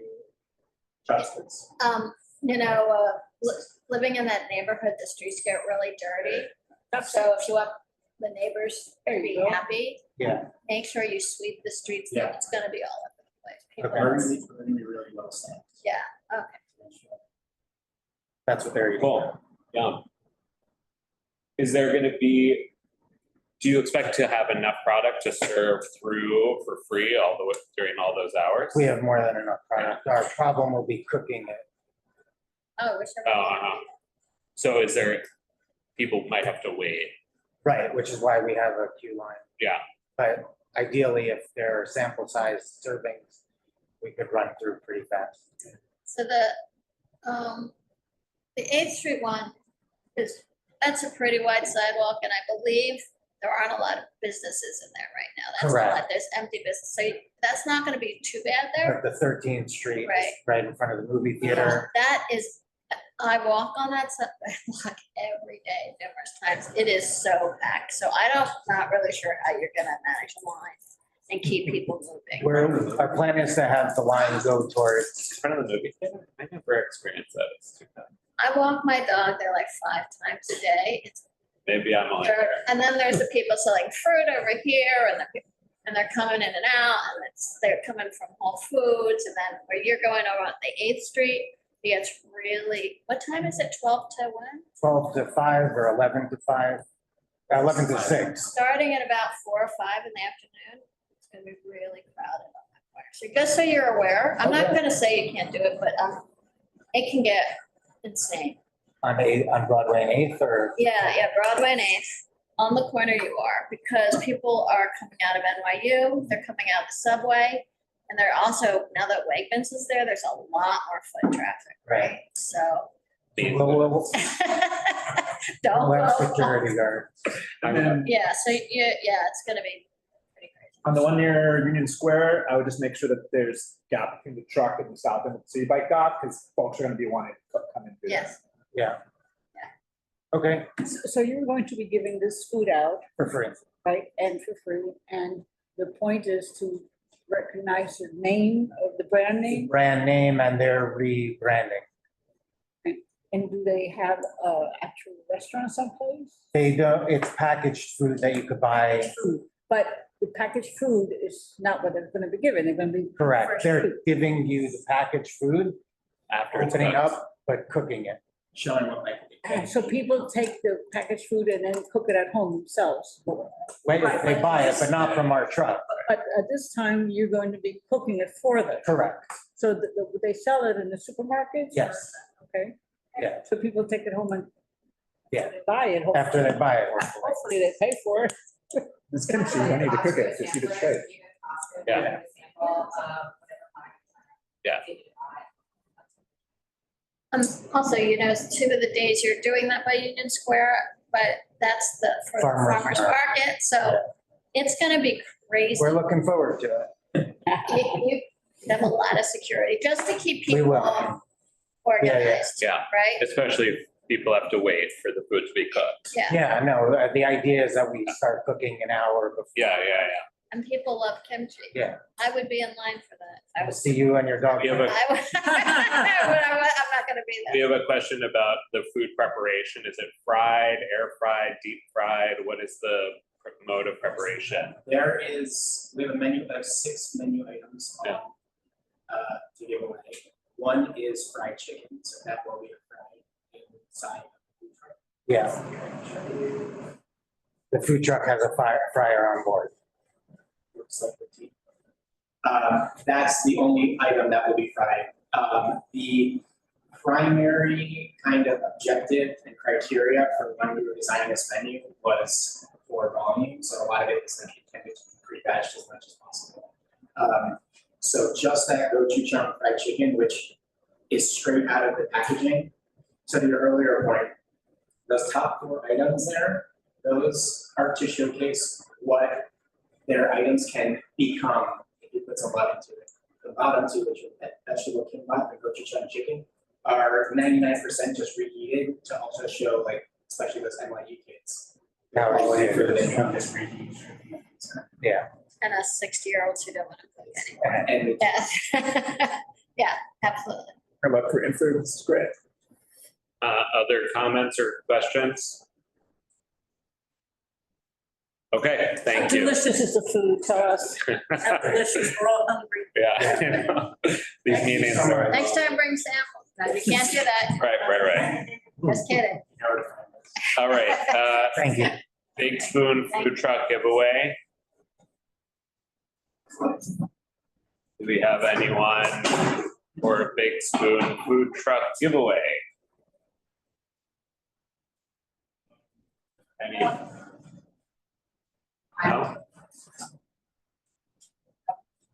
Okay, going once, going twice. Okay. ISDIN Broadway, the New York Food Truck Association.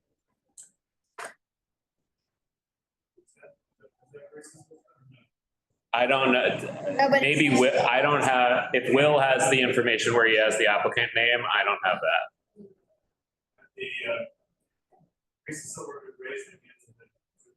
Yeah, she says in chat. She's here for Oh, ISDN. yeah. Okay, so please promote Grace. She's here? She's Yeah. here. Yeah, ISDN is here. ISDIN. ISDIN, I apologize. What is all of the food trucks? Thank you. Hi, how are you? Hi, I'm good. I'm gonna make this quick because I know it's been long. Let me share my screen.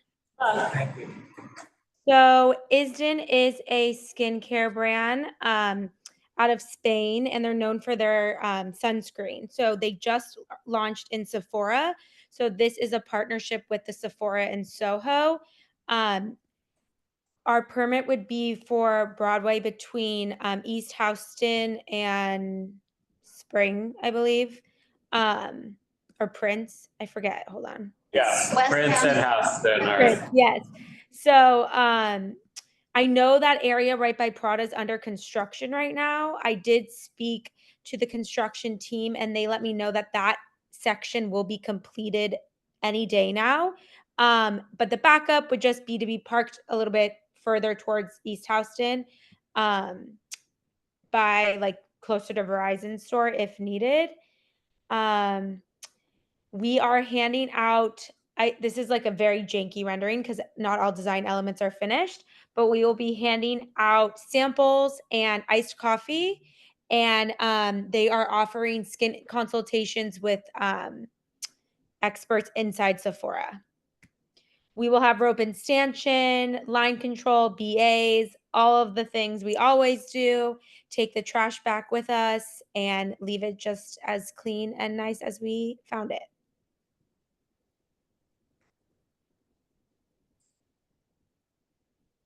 So is the truck just the coffee, or will also have skincare consultation in it?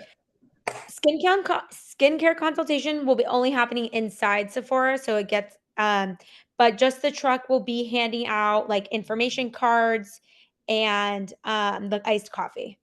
Will the truck hand out samples of the sunscreen too, or not? Yes. It's either going to come from inside the truck or like that exterior bar on the outside, one of the two, but just little sample size. And then inside the store, they can learn a bit more and shop. Is the iced coffee coming from like a local coffee shop, or it's just where is that coming from? We handle it internally at our warehouse / commissary, but we get it from La Colombe, which is around nice. Yeah. Okay. Very simple, straightforward. Just hoping that construction's almost done. Did you say already the hours, or did I miss when? Oh, we're going to be serving from 12 to 6. Will there be decaf? No, I'm sorry. I would enjoy that too, but no. Just Okay. cold brew. But any milk option you would like. Okay. Other questions in the room? Nope. How long has this company been around, the East End? They've been around a while, but mainly popular in Spain. The owner and founder is a dermatologist, so it's like science-backed. It's in a lot of like, I feel like if you go to your local dermatologist, they would know about the sunscreen. Any comments or questions from our attendees? Okay. Where is it sold? In the pharmacies or just? Sephora. No. I mean, Spain, where is it sold? Is it pharmacies or only the dermatologists? In Spain, where is it sold? I'm not exactly sure, but they just launched in Sephora here. But you can also, a lot of like med spa places also sell it. My parents live in Spain. I'll ask them to check. Do you think we'll show up to this event? We're aiming for around 500. That's typically what we see for these types of events. Okay. Thank you so Awesome. much. Thank you. Okay, last but not least, H&M Block Party. Finally. I am here. We really have I think we should give priority to people who come in person. Well, that's what That's I'm hoping for. Yeah, but that's the chair's prerogative. Great, great. No, they don't know who's gonna come in person, who's gonna be online, right? Yeah, but you can skip. So this is for H&M. They have kind of revamped their store. So it's a little more high end. So they are trying to get foot traffic to their store. So we are doing a block party full street closure on Mercer between West Houston and Prince Street. So the date is October 9th. We are loading in from 6 a.m. to 4 p.m., loading out from 7 p.m. to 11:59, hopefully a little earlier. The event time is from 5 p.m. to 7 p.m. We are still waiting for capacity confirmation from our architect, Andy Engler, as well as CB2. We're aiming for about 1,500 based on the site plan that he is seeing. Unfortunately, he's been tied up with New York Fashion Week, so we haven't gotten his approval yet. It'll be 40% invited guests, which we like influencers, but also high value customers that shop online for H&M. And then 60% will be open to the public. At the moment, it's all ages. We are working through with CB2 about that because we are serving beer and alcoholic seltzer, which I'll get to later on. So site maps. So currently we have 2 site maps, and the only difference is where we have the porta potties. So we are required to have about 31 porta potties based on the number of people that we're expecting to show up. It's about 1,500. This is the ideal option 1, is to have it on Mercer between Spring and Prince Street. That is the preference. We will have barricades to close off Mercer between West Houston and Prince. We'll have barricades along the curb lane so that people can't get into it unless they have a ticket. We have ribbon stanchions for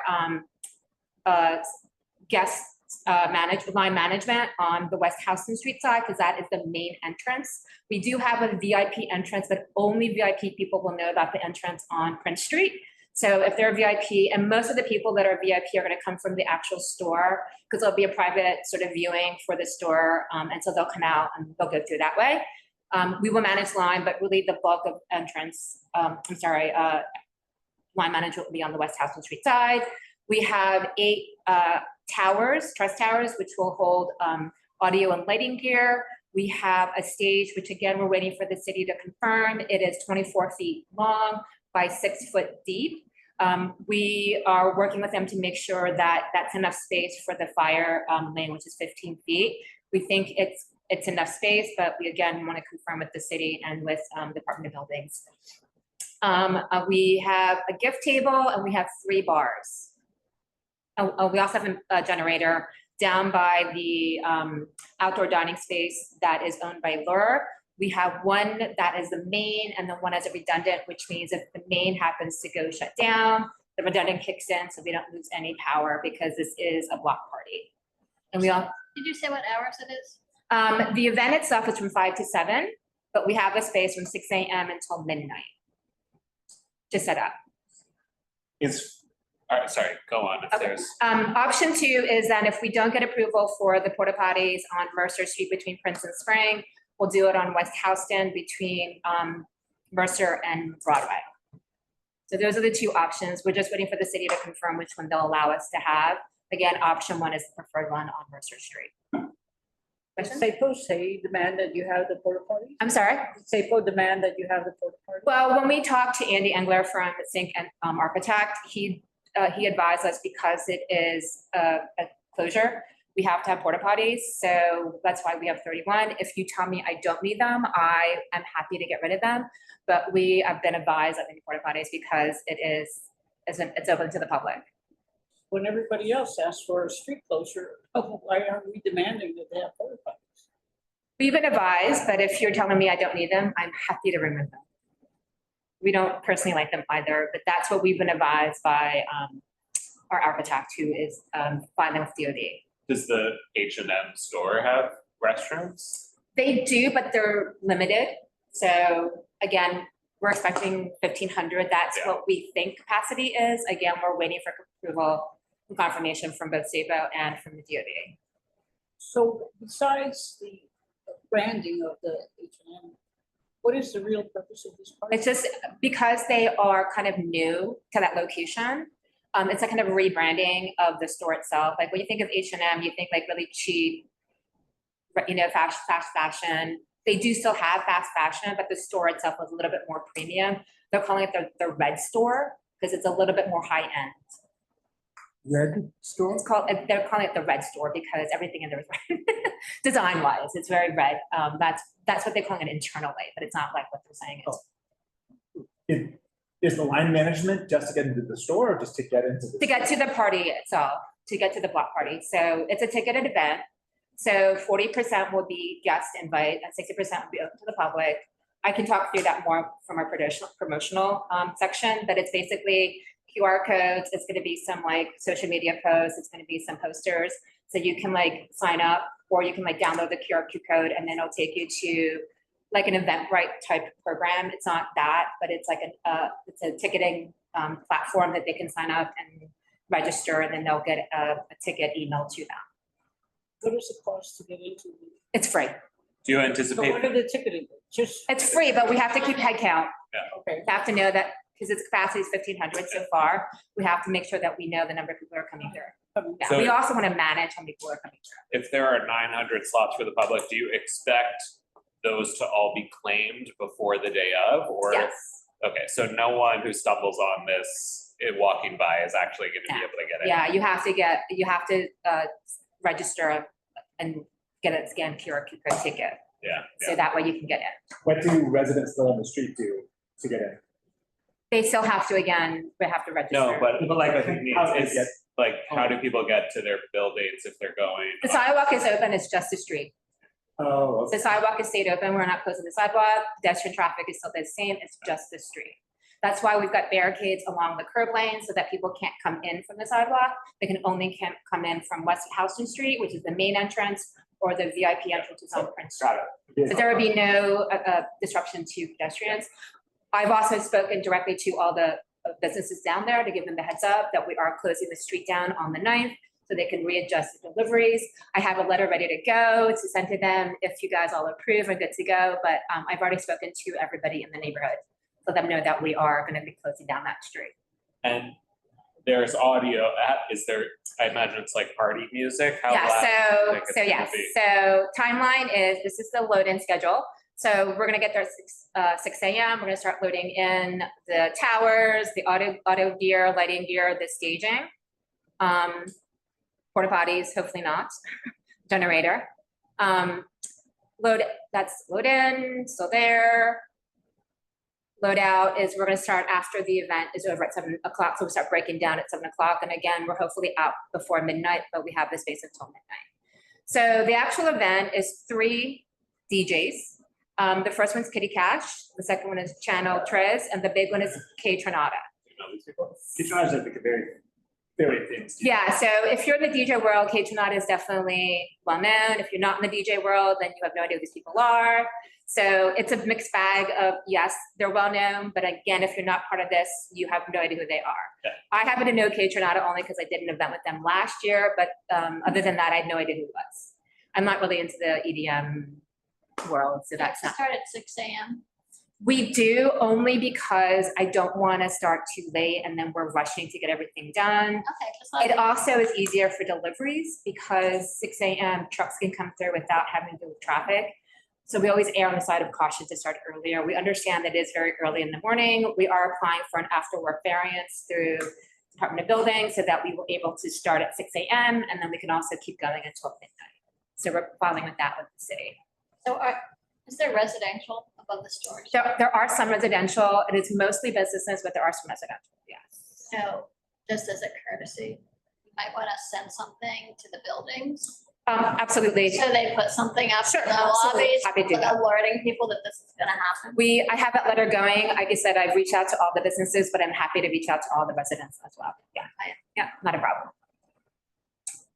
So staffing wise, we'll have security there. We'll have 2 for load in, 1 on each end, 1 at West Houston, 1 on Prince Street. During event, we'll have 21 security. They will be stationed at check-in, 3 each at each check-in area.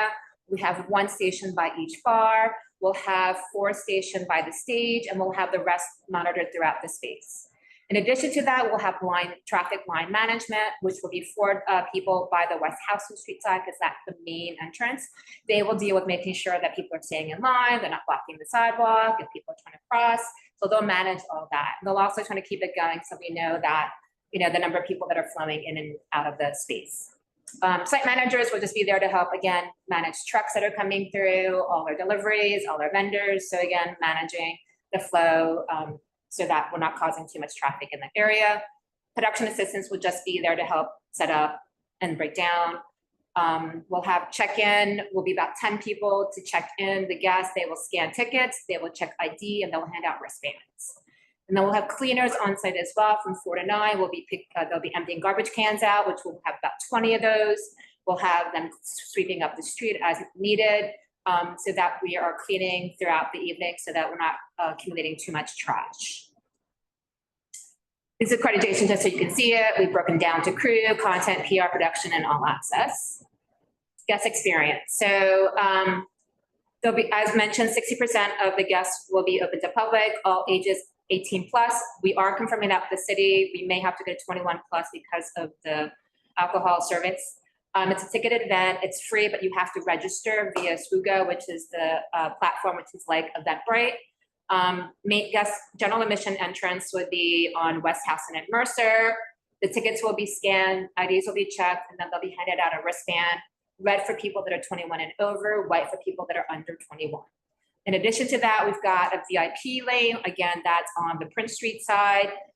They will all be 21 and over. We're not letting any influencers or guests that are under 21. Again, they'll have to register. They'll get their tickets scanned, IDs will be checked, and they'll get issued a wristband. The capacity, again, we're confirming with the architect and SAFA, but right now we're hoping for 1,500. These are the wristbands so that you can see. Red is for 21 and over, white is for under 21, black is for VIP. Food and beverage. So we are serving alcohol, we are serving beer, and we're serving alcoholic seltzer. There'll be one beer brand and there'll be one alcoholic seltzer brand. Each bar will have about 800 drinks. That includes both the beer, the alcoholic seltzer, as well as water. Once that bar runs out, the bar closes. So that's how we're managing and making sure not everyone's drinking too much, no one's gonna go too crazy. So we're limiting the number of drinks to be about 2,200 total. Once the bar runs out of drinks, the bar closes. We will have drinks be served in disposable cups. There will be no cans given out. I know that could always be a safety issue if someone aluminum cans, they rip it up and there's now a weapon. So they will pour everything into plastic cups so that people are drinking, they'll be drinking plastic cups. We'll have about 20 garbage cans throughout the street that people can dump their empty cups in the trash. And there'll be bag snacks for people to eat at the bar if people want to grab some food. Questions? Good? How do you make sure that one particular person doesn't get too many drinks? Again, it's one per. They'll come back. They can come back, absolutely. But we are either going to partner with Lure, which is a restaurant right on the corner, or we will work with a catering company. We will guide them. If someone looks like they've had too much, then we will cut them off. So wouldn't it be a good idea to, with the ticket, where Yes, bracelet, so that they scan, they know they already had their. We did talk about that. H&M did not want to give out drink tickets, so that's why we limited the number of alcoholic drinks at the bar, like the number. So it's not an open bar where they're continually being served. It is like a capped out limit. The 800 also includes water and non-alcoholic seltzer. So even though it's 800 drinks, the amount of alcohol is somewhat limited as well. I hear you. I did push for the tokens, the tickets. They just chose not to do that. Good thing is the lines will be long. The lines are going to be long. Yeah. So it's going to be hard. It is. Yeah. And it's fine, We anticipate that at the most, someone probably will get 2 drinks at the most, based on the line service. Yeah. Well, I'm personally, I would be less concerned about people getting too inebriated and more just concerned about the volume of the music. Yes. Especially if it's like EDM music on a weekday afternoon. Like how are you thinking about just like making sure it's not too loud? I mean, the only thing I can say is someone complains, it is outdoors. We do know there's a threshold that we have to stay within, which we will. But if someone complains, we will turn it down. I've done this in the past before. 5 to 7 is usually a decent time. People usually don't complain. It's New York City, people are aware of that. So we will obviously work as much as we can with the neighbors and try not to piss anybody off. But at the same time, we do want to make sure that the people that are attending are going to enjoy themselves. So Just, yeah. EDM DJ plus 1,500 people eating, It can drinking, get, and yes, chatting, it's understood, gonna be a lot. I would go to the movies if I lived there. Yeah. From like 40. I mean, listen, we all live in the city. We all have had those moments where you come across, I used to live on 9th Avenue. That street's very loud. It's just what it is. And some you kind of have to deal with that. This is why letting the people live there, they can make other arrangements. Absolutely. We're happy to do that. Like I said, I've already talked to the businesses, but I'm happy to give them the memo as well. Yeah, definitely the residents Absolutely, should know to buy their movie ticket. Yeah. I did talk to one building, they know, but the others I have not talked to, but I will definitely do that, not a problem. Like I said, I have the letter ready to go. It's just a matter of getting the approval from your team. We are handing out branded sunglasses and keychains. That's the gift table. They're free. Anyone can just take them. Again, same thing. Once we're out, we're out. And we're not announcing it. It's just kind of there. People see it. They can grab something. But Okay. then talent-wise, these are just who they are. Kitty Cash, Channel, Trez, and K. Trinina. He's the headliner. And then just kind of telling you what our plan is. We are going to do an email banner announcing the event. We're working with SAPO to confirm what language we are allowed to use. There will be some posters that are posted. There will be some social media posts. So this is our quick, just what we're planning on doing to promote the event. And again, we're working with SAPO to let us know language. That's pretty much it. Any other thoughts or questions in the room? Any from our online attendees? Other than the comment about how noise is highly. We are very aware of that. We will monitor that. We will work as much as we can with any neighbor, but we would love a little bit of allowance the fact that it is a block party with music, so. Yeah. Okay. Oh, Laura has more to say. Just very quickly, I want to point out that Mercer Street is often used by traffic to help avoid the traffic already on Broadway. A lot of cars use that, and I don't know what's going to happen in terms of backups and problems with the street being closed to car traffic. It's just really used that way. I wish we didn't have cars, but we do. And they've got to go somewhere. And it's going to start, there's going to be, in addition to the noise of the music, there may well be a cacophony of honking that's created at the Houston Street side. I'm concerned about that from a traffic perspective. I know that on the occasions when all the years I've lived here, cabs like to go down Mercer Street.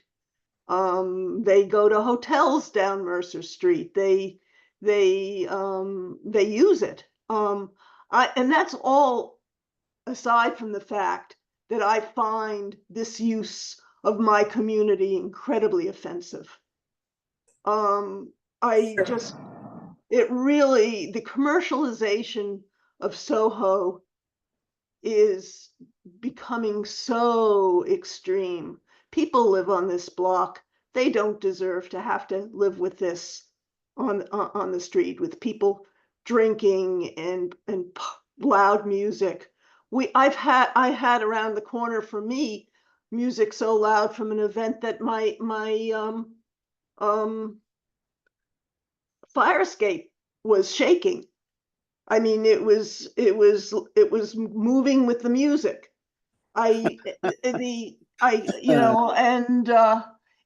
It's just worrisome that these are fragile cast iron buildings, and it's an issue. people deserve to have quiet in their home. And yeah. Absolutely. I mean, I will speak to the traffic portion of it is, like I said, we will have traffic managers. We'll also have, like, part of our production assistants and site managers that are going to be on site is we are going to direct. I did talk to the hotel, the Ace Hotel is there. So we let them know about that. I've been working with them about dropping people off on the Prince Street side because Prince Street is open. So the goal is if anybody wants to come down Mercer, we'll have them go up West Houston Street, down Broadway, and then go up Prince. Again, pedestrian is not closed off, but traffic is not closed off. If somebody needs to get to their apartment, they can get dropped off in the corner of Mercer and West Houston and then get out and then walk. That's why we only requested the street closure and not the full sidewalk, because we knew that that was going to be a concern for residents living in that area. So I can mitigate some of that traffic a little bit with the people that we have on site.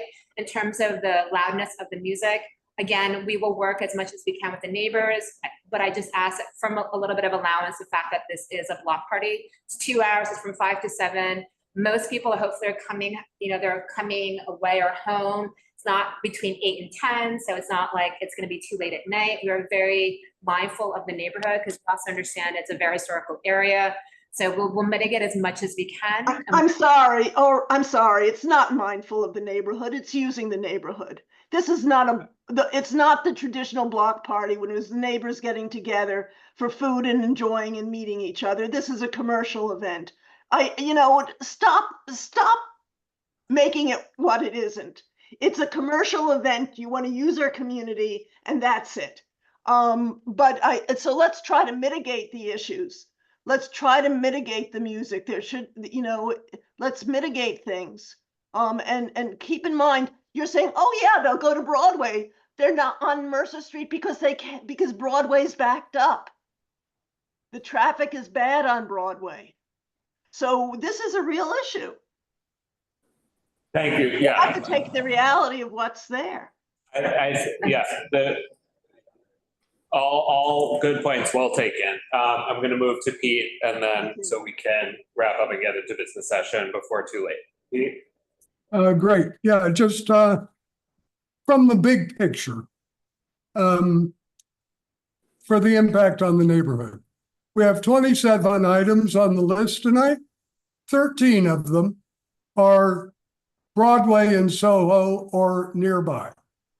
So that's half of the SAPO events for CB2 are in this immediate area, just to put it in context.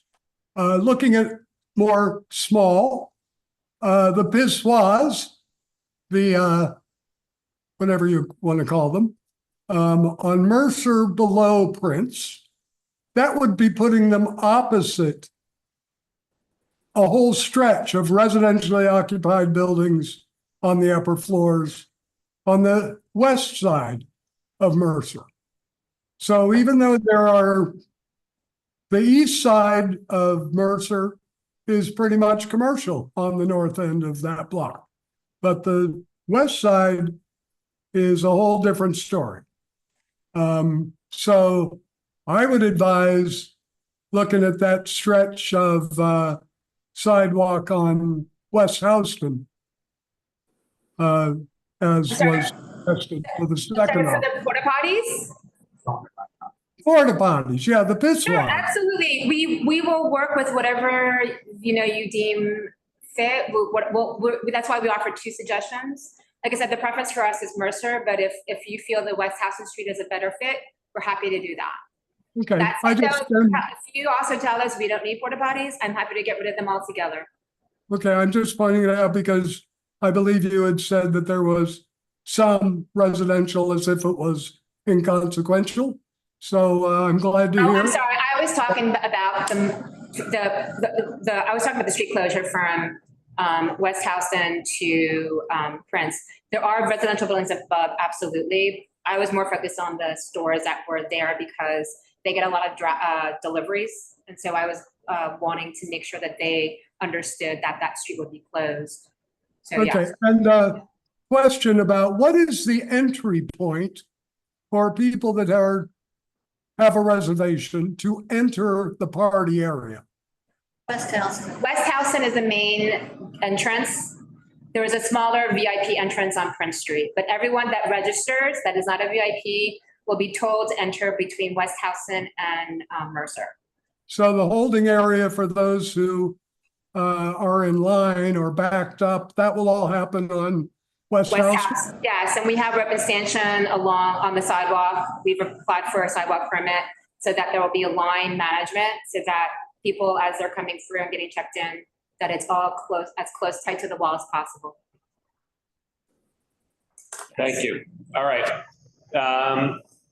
Just one question. Sure. If there are people living on the block and they can't get to the block because it's closed, the traffic, the people that are, especially elderly people that are carrying groceries, could you have people help? Absolutely. We've got production assistants that if anybody needs support, we can definitely help them out. Absolutely. Their building. Absolutely. Good. Yeah, absolutely. I would be proactive about that. You Yeah. can have people stationed there asking people if they need assistance getting, because a lot of people are never gonna think to ask.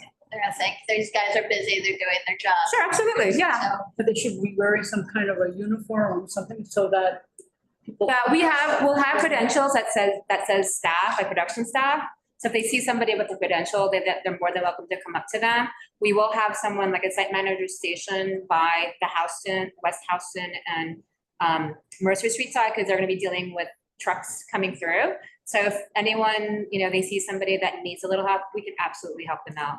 No problem. We have walkies ready. So if someone radios and says, hey, we've got somebody that needs to go to, 160 Mercer Street. Can you help them out? Absolutely happy to do that. like I said, be proactive. Yeah, I Wait would, for them to if ask. you're it sounds like you will be communicating with residents. I would include that in the communication, that if on the day during that window, they would otherwise be driving up to their door and need assistance, the staff is being directed Yep, to absolutely. assist. Yep. we can do Also, that. it sounds like bathrooms are required for alcohol service.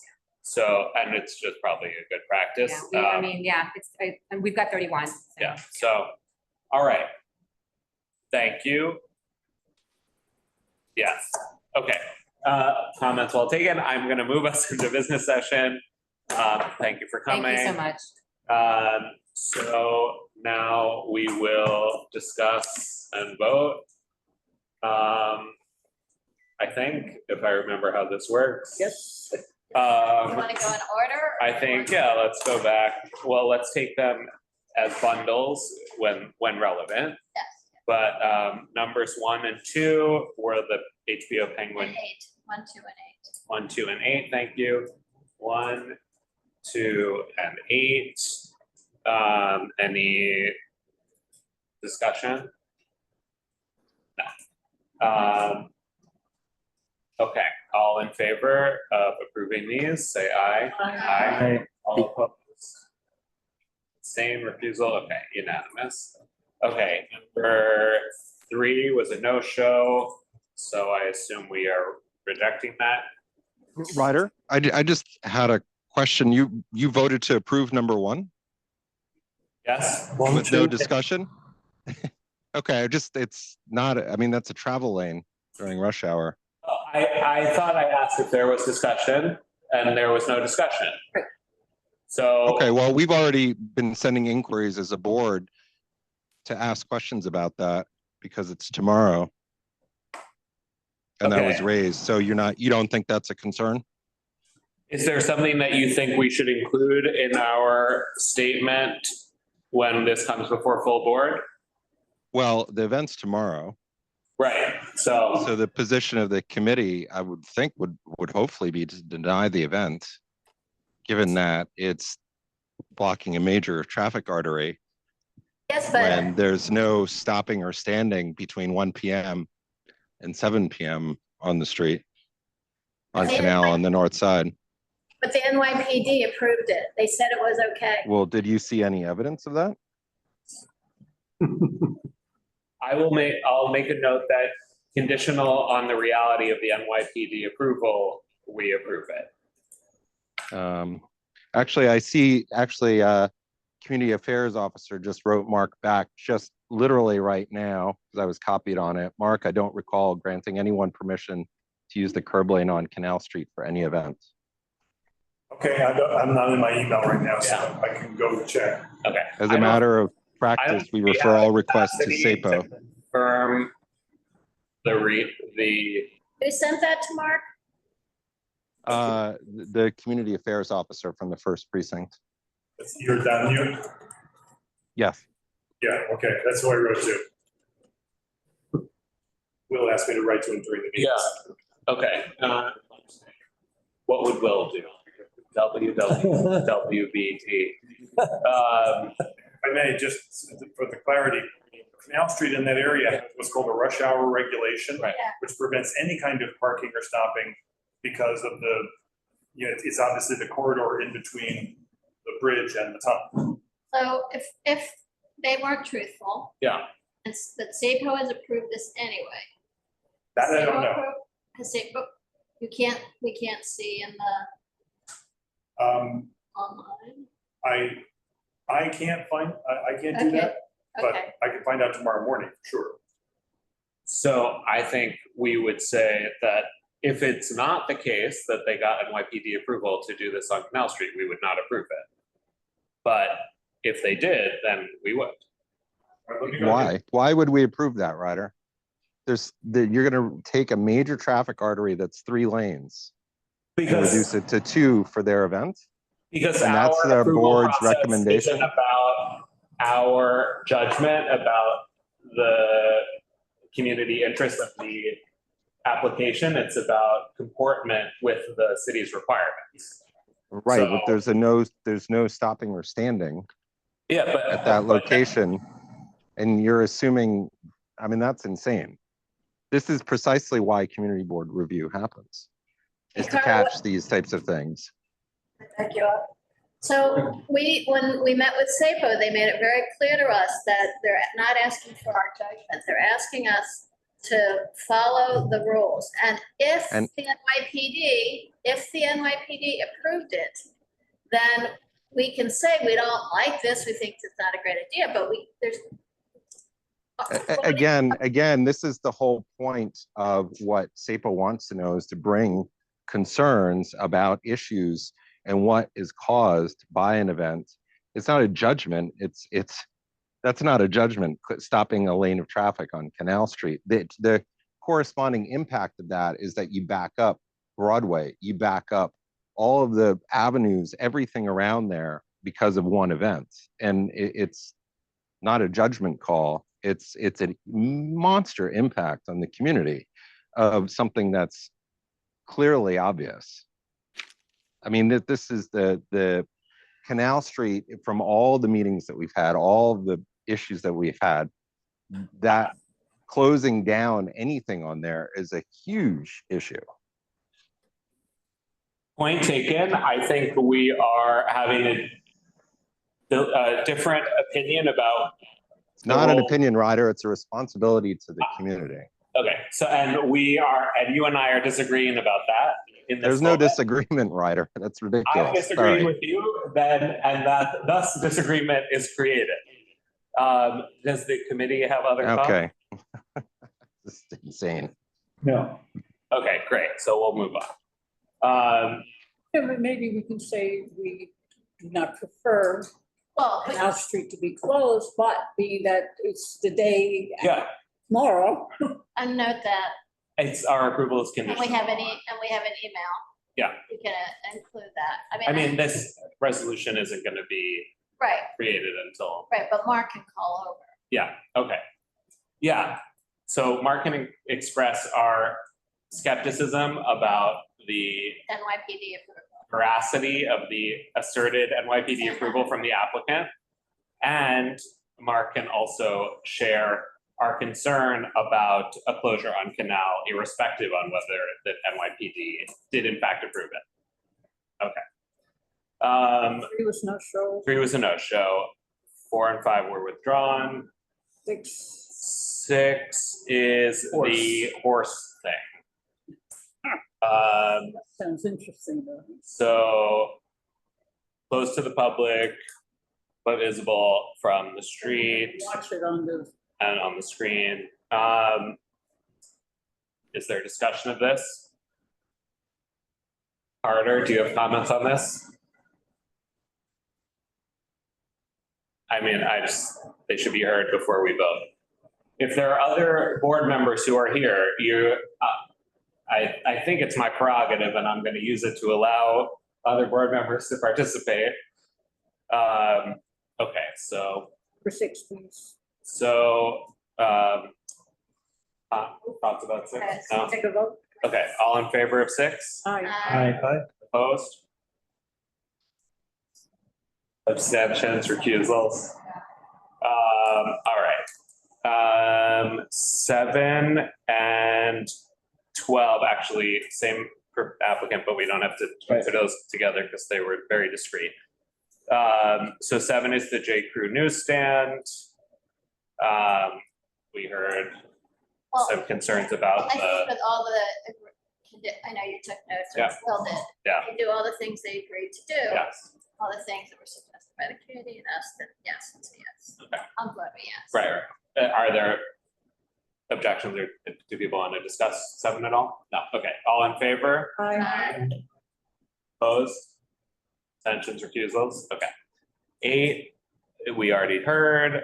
9 and 10 are the Barbara Sturm Airstreams.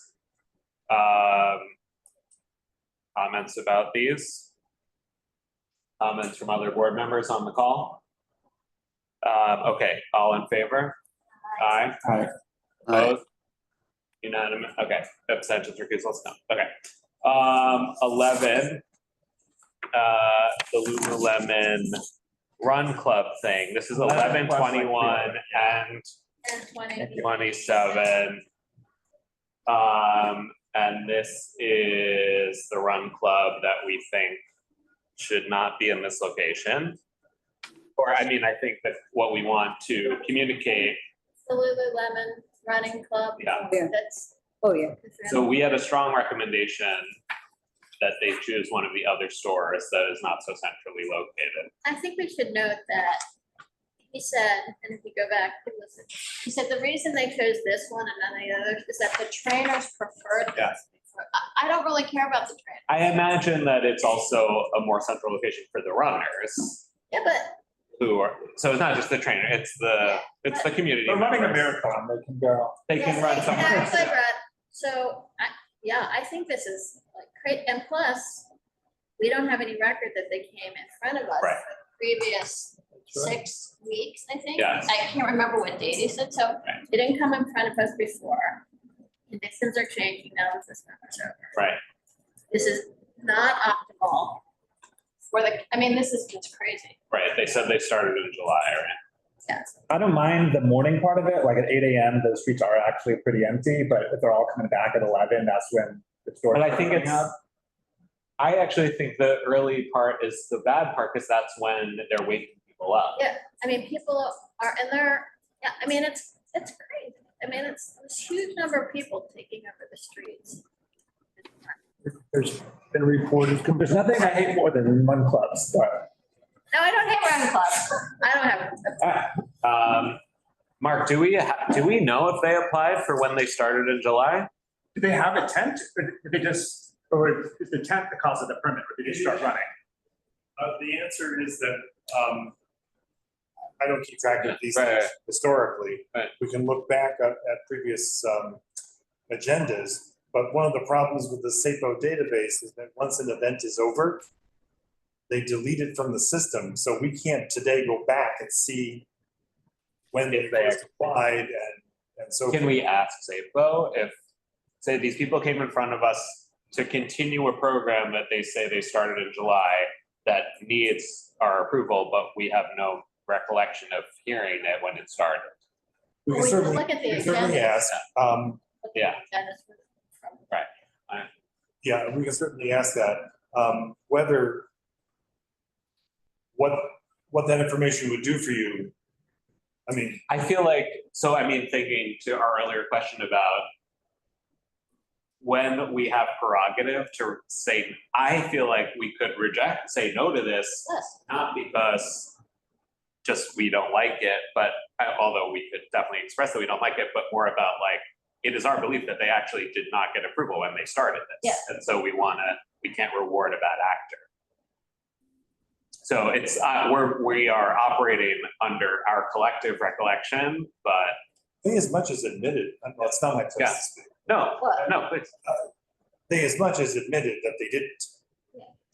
They didn't say we've had a permit and we're seeking to renew. Right. They're saying we've been doing this for X weeks and now we want a permit. Is it possible that they're changing what they've been doing? Is that what you're saying, that they didn't have The generous read is they didn't have this water tank. They were just using it as a starting point for running. And that this is the new change, but the cynical read is that they've just been doing it. Yeah.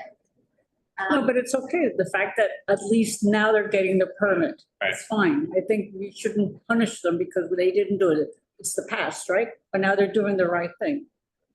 Yeah. No, I don't. I don't agree with that. I think there's a consequence. They just woke up to the fact that they need a permit. No. Yeah, maybe they didn't know, but now they're asking for it. I'm inclined to vote against this, but I want to be consistent with my. So we talked about it was a bad location. Yeah, We're talking about that. Right. We would recommend that they choose one of the other Lululemon stores that's less centrally located. We've heard complaints about noise and waking people up. We have concerns about the crowds when they get back. And we have concerns about whether they followed the process to properly seek a permit when they started. So I think we should vote on these as a block, I right? think Lululemon, who's involved, it's not like a community people who, live on the block and didn't realize. They should know better. Lululemon. Should have known better. They know better. This isn't. Yeah. I mean, yeah. I like the idea of Lululemon supporting run clubs and people coming together. It's a good it's a good program. It feels like it's not the right location and not very well thought out and maybe not following the rules about starting the program. And that, also I would say this, generally people come with, we have security, we make sure we do this, they're not doing that. They're putting up their tents and they're saying, well, we've been doing it. And they're not making this extra steps or any effort whatsoever to accommodate. All right, is there unwillingness to vote? No. All in favor of approving? All opposed? Aye. Abstentions? Recusals? Okay, so this is a unanimous no. We have in the chat that Marty Barnes had tech difficulties. Is Marty, what are you here to present an application? Can you hear me? I mean, is this? I'm sorry, can we continue voting and then we go back to that one? Well, That we've been here, I mean, okay. yeah, I just wanted to know if he was just here to talk or if, to offer an opinion or if he was here to present He's something. American Eagle. So that's number 17. Okay, we're gonna come back to you at the end, Marty. Okay, so we can keep voting on what we've. Alice Titan. Okay, number 12, Titan was, the magazine store. I think this one's great, but I don't wanna, I'm okay with that. yeah. I'm okay with Okay, all in favor? Aye. Okay. Number 13 is the no-show. So all 14 in favor of rejecting this? Aye. Okay. 14 is the queue outside, or the line outside of the GU grand opening. Discussion of this one? No, okay, all in favor? Aye. All opposed? Abstentions, recusals, okay. Oktoberfest, Switch it to 21, or yes. this one, okay, so this is tricky because they're in the middle of trying to get the date changed. True. So I I'm not would sure look how to at it handle that no matter what day it is the event something that we're okay with how they're handling?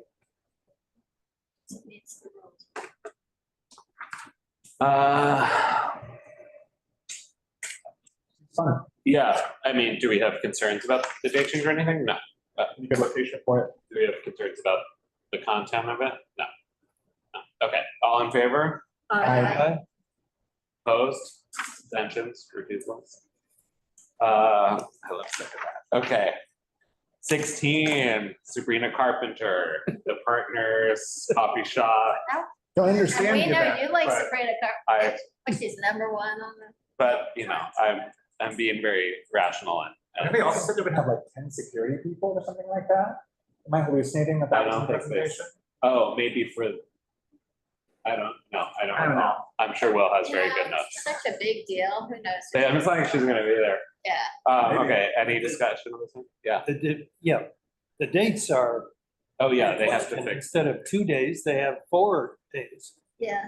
right. Yeah. It's, I think it seemed like they were saying the 25th to 26th was for the setup and for the little event they're having. And then the 27th, 8th and 9th is just that they're Well, just no- keeping it up. Well, they just said, but I have notes, they're talking to state both.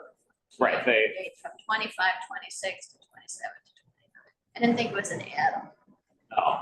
but I could be wrong. Yeah, I recalled in their presentation, they were showing activity for the 25th to 26th, and then they said 27th, 29th, it's just keeping it there. Okay. But in any case, they have to get those dates. Okay, discussion of this one? No, all in favor? Aye. Opposed? Abstentions, recusals? Okay, 17, Marty, we're gonna come back. 18, okay, the double K jeans. I think, I don't think we can approve this. They don't know what they're doing. They don't know where they're putting it.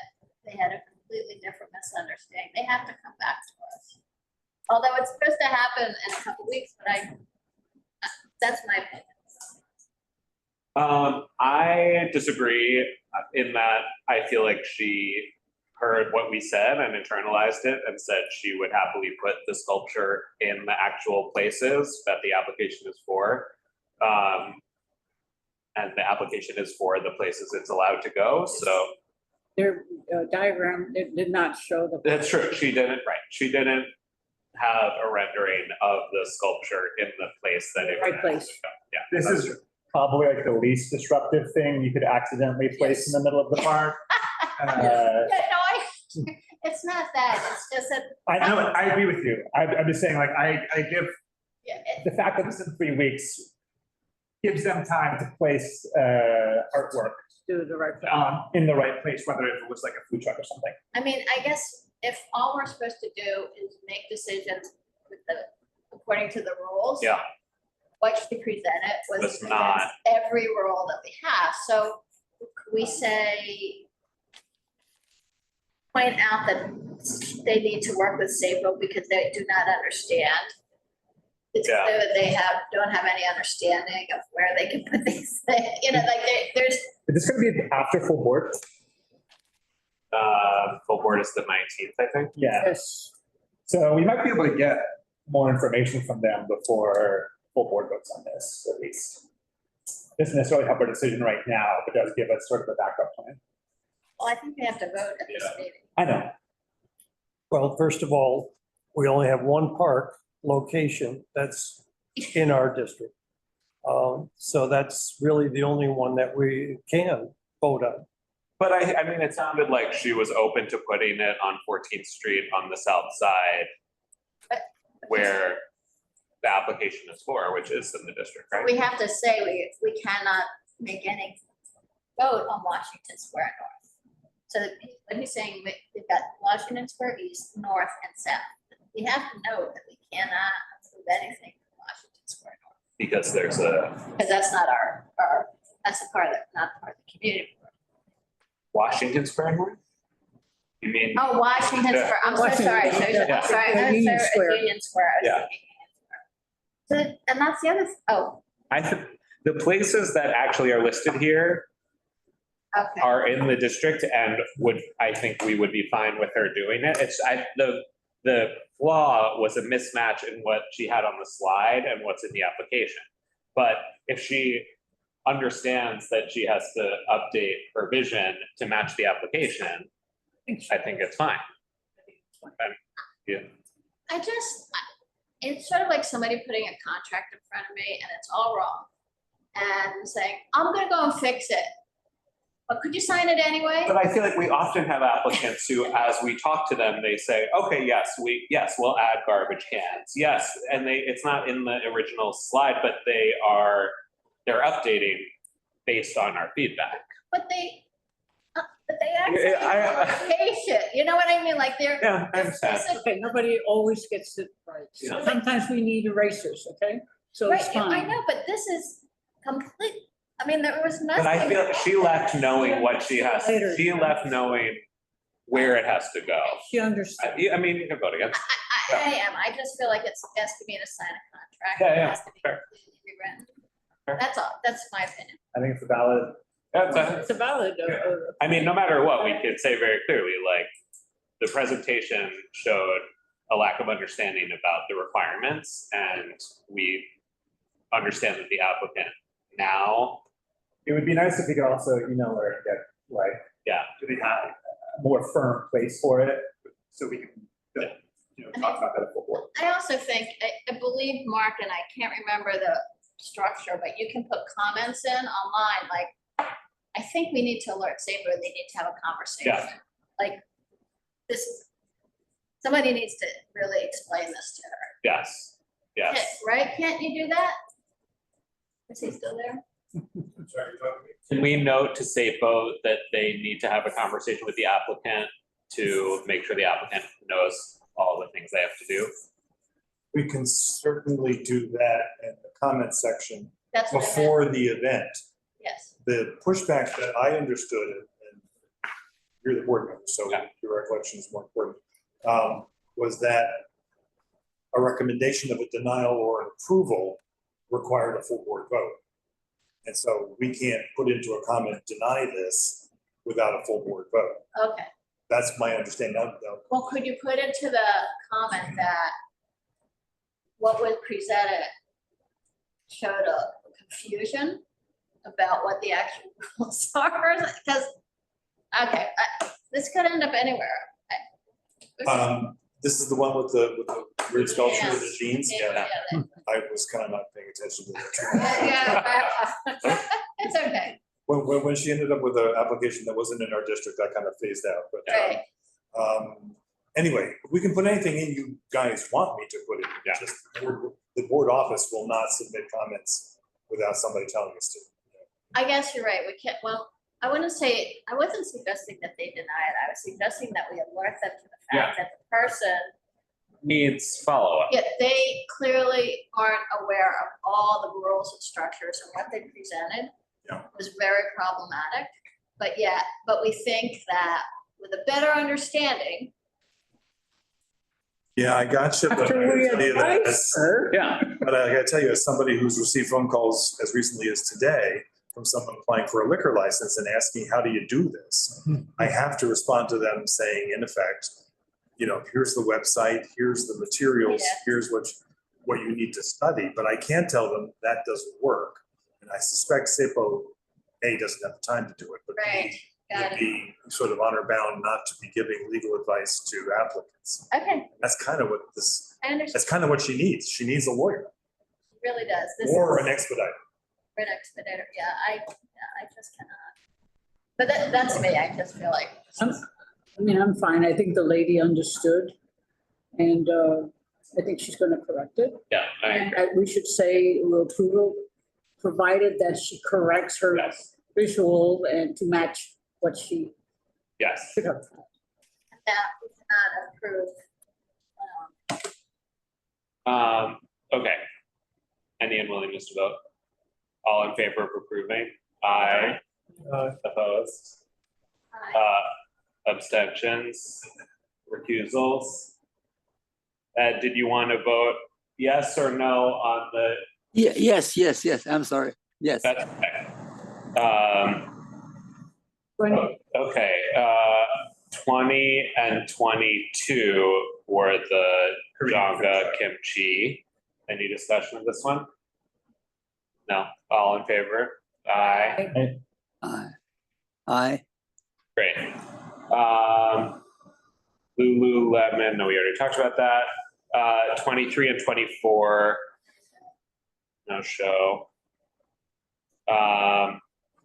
Okay, Isden, the. To deny? Oh, yes, all in favor of denying the no-shows? Aye. Aye. The Isden was the sunscreen iced coffee giveaway. Any discussion of this? No, all in favor? Aye. Aye. Those abstentions, recusals. Okay, H&M block party. This had a lot of chatter. We clearly have strong feelings about. This one reminds me of Il Buco. They always denied, but they get approved anyway. We had strong concerns about noise. We had concerns about overconsumption. We had Accessibility to the residents. accessibility, outreach to residents. Something about through traffic, or no, that someone was bringing up Yes, with that cars. Mercer That's Street, part of the accessibility. Right. but I meant like people walking to their house. Right. Accessibility, whereas then there's the traffic Yeah. problems. Kate Tanada is really quite a large, famous act. Yeah. Headlines lots of music festivals. So Kate Tanada's DJing, you can just stand on Mercer Street and listen to him. I think that's gonna be. That it might draw more people than are. Oh, yeah, people just standing around. For Kate Tanada concert. But we know. Pay $200 to listen to him at, I don't know, half a guest or something, I don't know. I'm gonna go have to loiter. Oh, you mean? I like him a lot. I listen to Kate Tanada all the So time. basically, but you're big saying act. they could be even standing just on the sidewalks. Well, they will. They'll Yeah. on the sidewalks. If they know he's there. If it was if it was an open to the public event, that people could like free flow, walk around, probably still weird, 5 to 7 on a Wednesday. I mean, there is the fact that if you haven't pre-purchased a ticket, you wouldn't know that that's the DJ. Oh, you will. They're gonna have, did you see their promotions? They're gonna have posters Oh, everywhere. so if They're you- gonna, Oh, yeah. they're gonna advertise. them. Right, I mean, those people are the people who will be getting the tickets, but I guess there are people who will see that. Yeah. It will be sold out and they still might come. Or people, I guess my point is passersby won't discover that they're at a free Kate Tanada ticket concert. Do we have, do we have the prerogative to do anything other than approving this? I mean, I think we need to note this stuff that, I really feel for the people who live on this street. I mean, closing this entire block, and they start at 12 a.m. I made the joke about going to the movies for 4 hours, but basically you need to leave. You need to leave your house and come back the next day. And I know they will never, nothing we say along these lines will impact Saber's decision. But I do hear that, we made a big stink about outdoor dining and taking over public spaces without paying for it, right? Well, I'm just saying. Yeah. And I agree with that. I think they should pay for it because it's a public space. And I know but these days people are paying. Let's go back to why that happened. No, because of the pandemic. So who was doing any business? The businesses were forced to close. Okay. So No, but my point here, I'm not complaining about, I ate outside in this open dining. This is not going to be covered as. don't compare because you're talking about Right, but my different point things. to you is that this is an entire block. It affects everybody who is driving around there, walking around there, people who live there. It's for 24 hours, basically. There should be some recognition that if you want to do something and calling it a block party, yes, they're taking up the block, but it is not a block party like neighbors getting together. you're gonna take an entire block of the city, maybe don't do it smack in the middle of a narrow street where a lot of people live. That's all I'm saying. There are many other places Yeah. where they could have done this. I know there's stores there. They could do it inside their store, right? I would just like to recognize that I hear what the community saying. Yeah, totally. I feel for them. Totally. Well, it's true, but I mean, we've I know. expressed the fact that we don't believe that closing Broadway from 14th Street down to 8th Street or further even for the entire day for carnival vendors to come and sell their food and tchotchkes and stuff. We don't feel like, some of us don't feel like that really serves the community that well. And it certainly disrupts traffic and accessibility, all the things that we talked about. And of course, the smoke from the grills and all the rest. But it has gone nowhere. It is not seen to be a valid reason for denying it. Or when we have denied it, doesn't matter, it gets approved anyway. I mean, I will say. Some people have told me that, oh, it's not a big deal, it's just, I've been objecting to closing Broadway for years. And some of you have told me, oh, it's not a big deal, I live nearby, it doesn't really matter, it doesn't really impact me. It doesn't impact traffic. I don't know how it doesn't, but that's what I was told. Well, I actually live right there in that area. And with those, the carnival and the food vendors, like, it's not that, they don't come at 12 midnight, setting up all day, have music, serving alcohol, blasting music, attacking a ton of people because you're a very famous guy. I mean, it's nothing like this block party. I'm just saying, I live right there, and I'm like, and I actually go out and eat. Like, I hear what you're saying, and I respect what you're saying, but I don't think that's even comparable. I think be mindful that it's late, and we also want to hear our last applicant. If So look, can we vote on it? yeah, I guess, yeah. All in favor? Aye. Opposed? So we're gonna add all those. Comments, yeah. Noise, overconsumption, outreach. Yes. Residents. And general objection to the commercialization of a residential street for an extended period that is not really a public block party. Okay. Marty, you're up. I mean. You never accepted the motion. Yeah. Where is he? Marty, if you're waiting for us, it's your turn. 17. 17. You have to accept the promotion. These could be in the. And he will make a note that they are required to have the porta potties.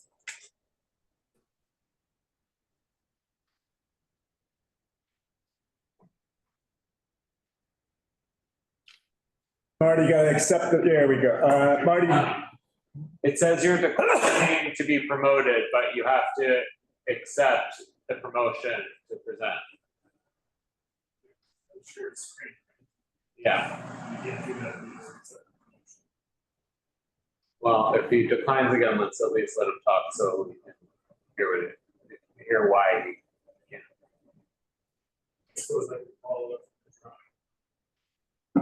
You have a. Can he talk if he's isn't promoted to a panelist? What is this? This is American Eagle Timberland, number 17.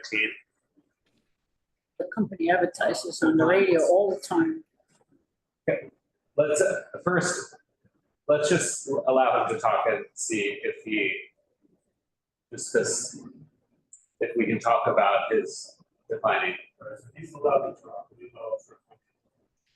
Marty, can you hear us? Hello?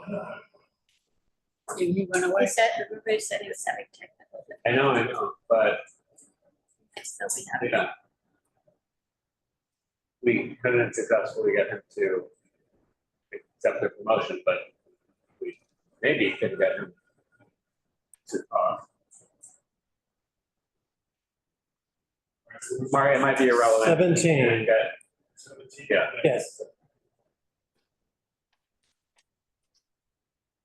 Oh, no, it's just the,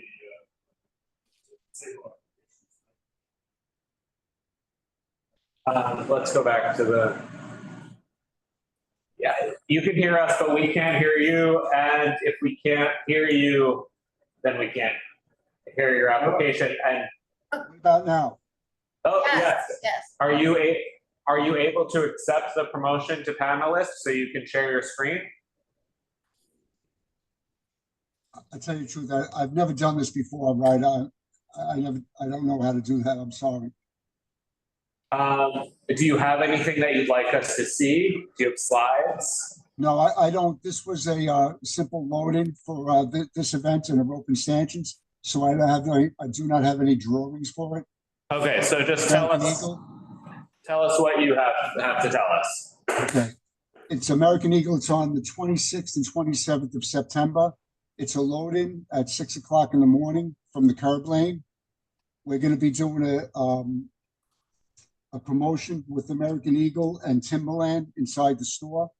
They're going to have rope and stanchions on the sidewalk outside.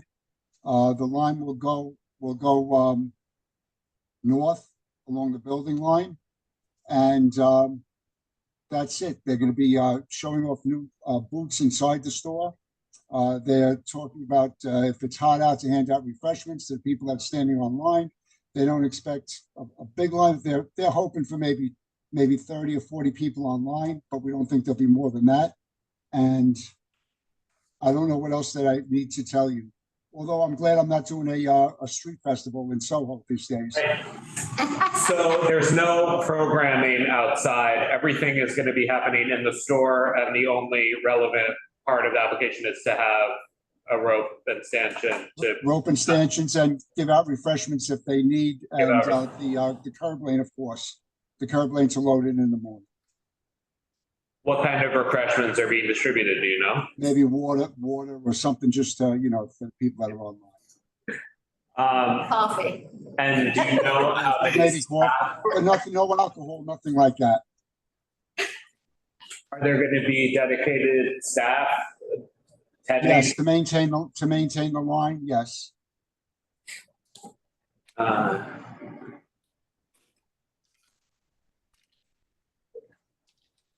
I know it's late, and I apologize for coming in late with this, but I also apologize to Florence because I drove her nuts with I came to the office. We're trying to get this straightened out to do the Zoom. So I thank her for helping me out as well. It's okay. Thank you for bearing with us so late. I think, yeah. Are there other questions from the committee? Is this ticketed, or is it just whoever wants to go in the store? Whoever wants to go in the store. And is it going to be widely promoted, or will just be people who discover it? No, I'm sure they didn't tell me that, but I'm sure there'll be some social media for it. Right. But that's it. Is it a sale? Like, is it? I guess I'm trying to assess how. Yeah, they're just showing off the new items that they have. That's so it's and not. They're partnering with Timberland. They're partnering with Timberland. American Eagle is the store that's there, and they're partnering with Timberland, to show off their stuff.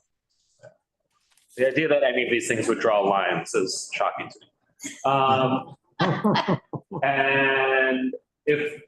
And it sounds like some of this is still being conceived, but like, if they're giving out refreshments, is there going to be some sort of cart outside that the bottles of water are in? Permit valve use the West Lane. Yeah. I don't know that. I will check on that. I'll make sure of that. I'll check on that. We have a hand. Yeah, do information about this one? Yeah, the paperwork says that this includes a west curb lane for a production vehicle parking. So it's more than just a line, unless that's been changed, but that's what the application says, if you're reading his application. How should I have put on there for the truck loading and unloading? you know, to, Well, if it's loading and unloading, that's part of the SAPO thing, and that's more than a line on the sidewalk.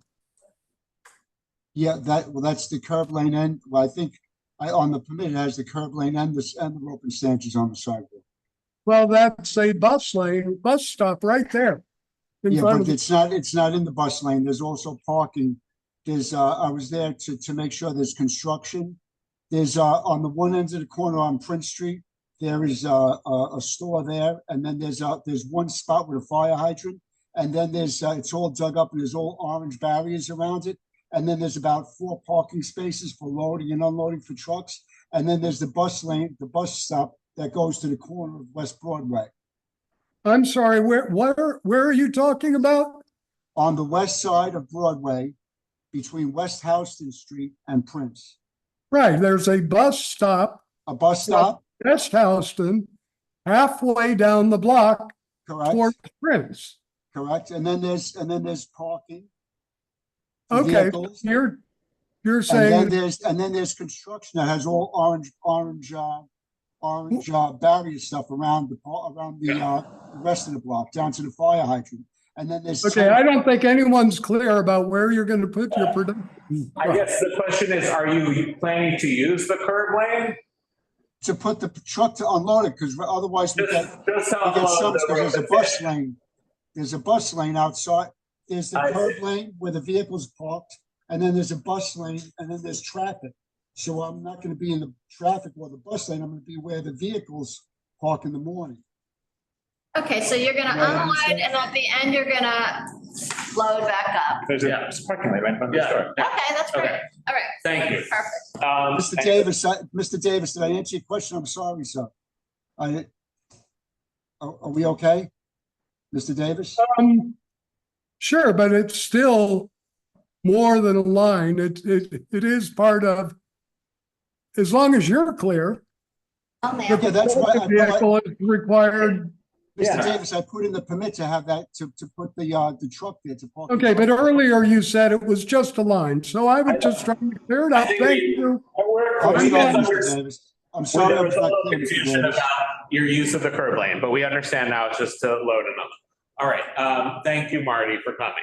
Thank you. All right, now we're gonna go back into this session. Is there a discussion of number 17?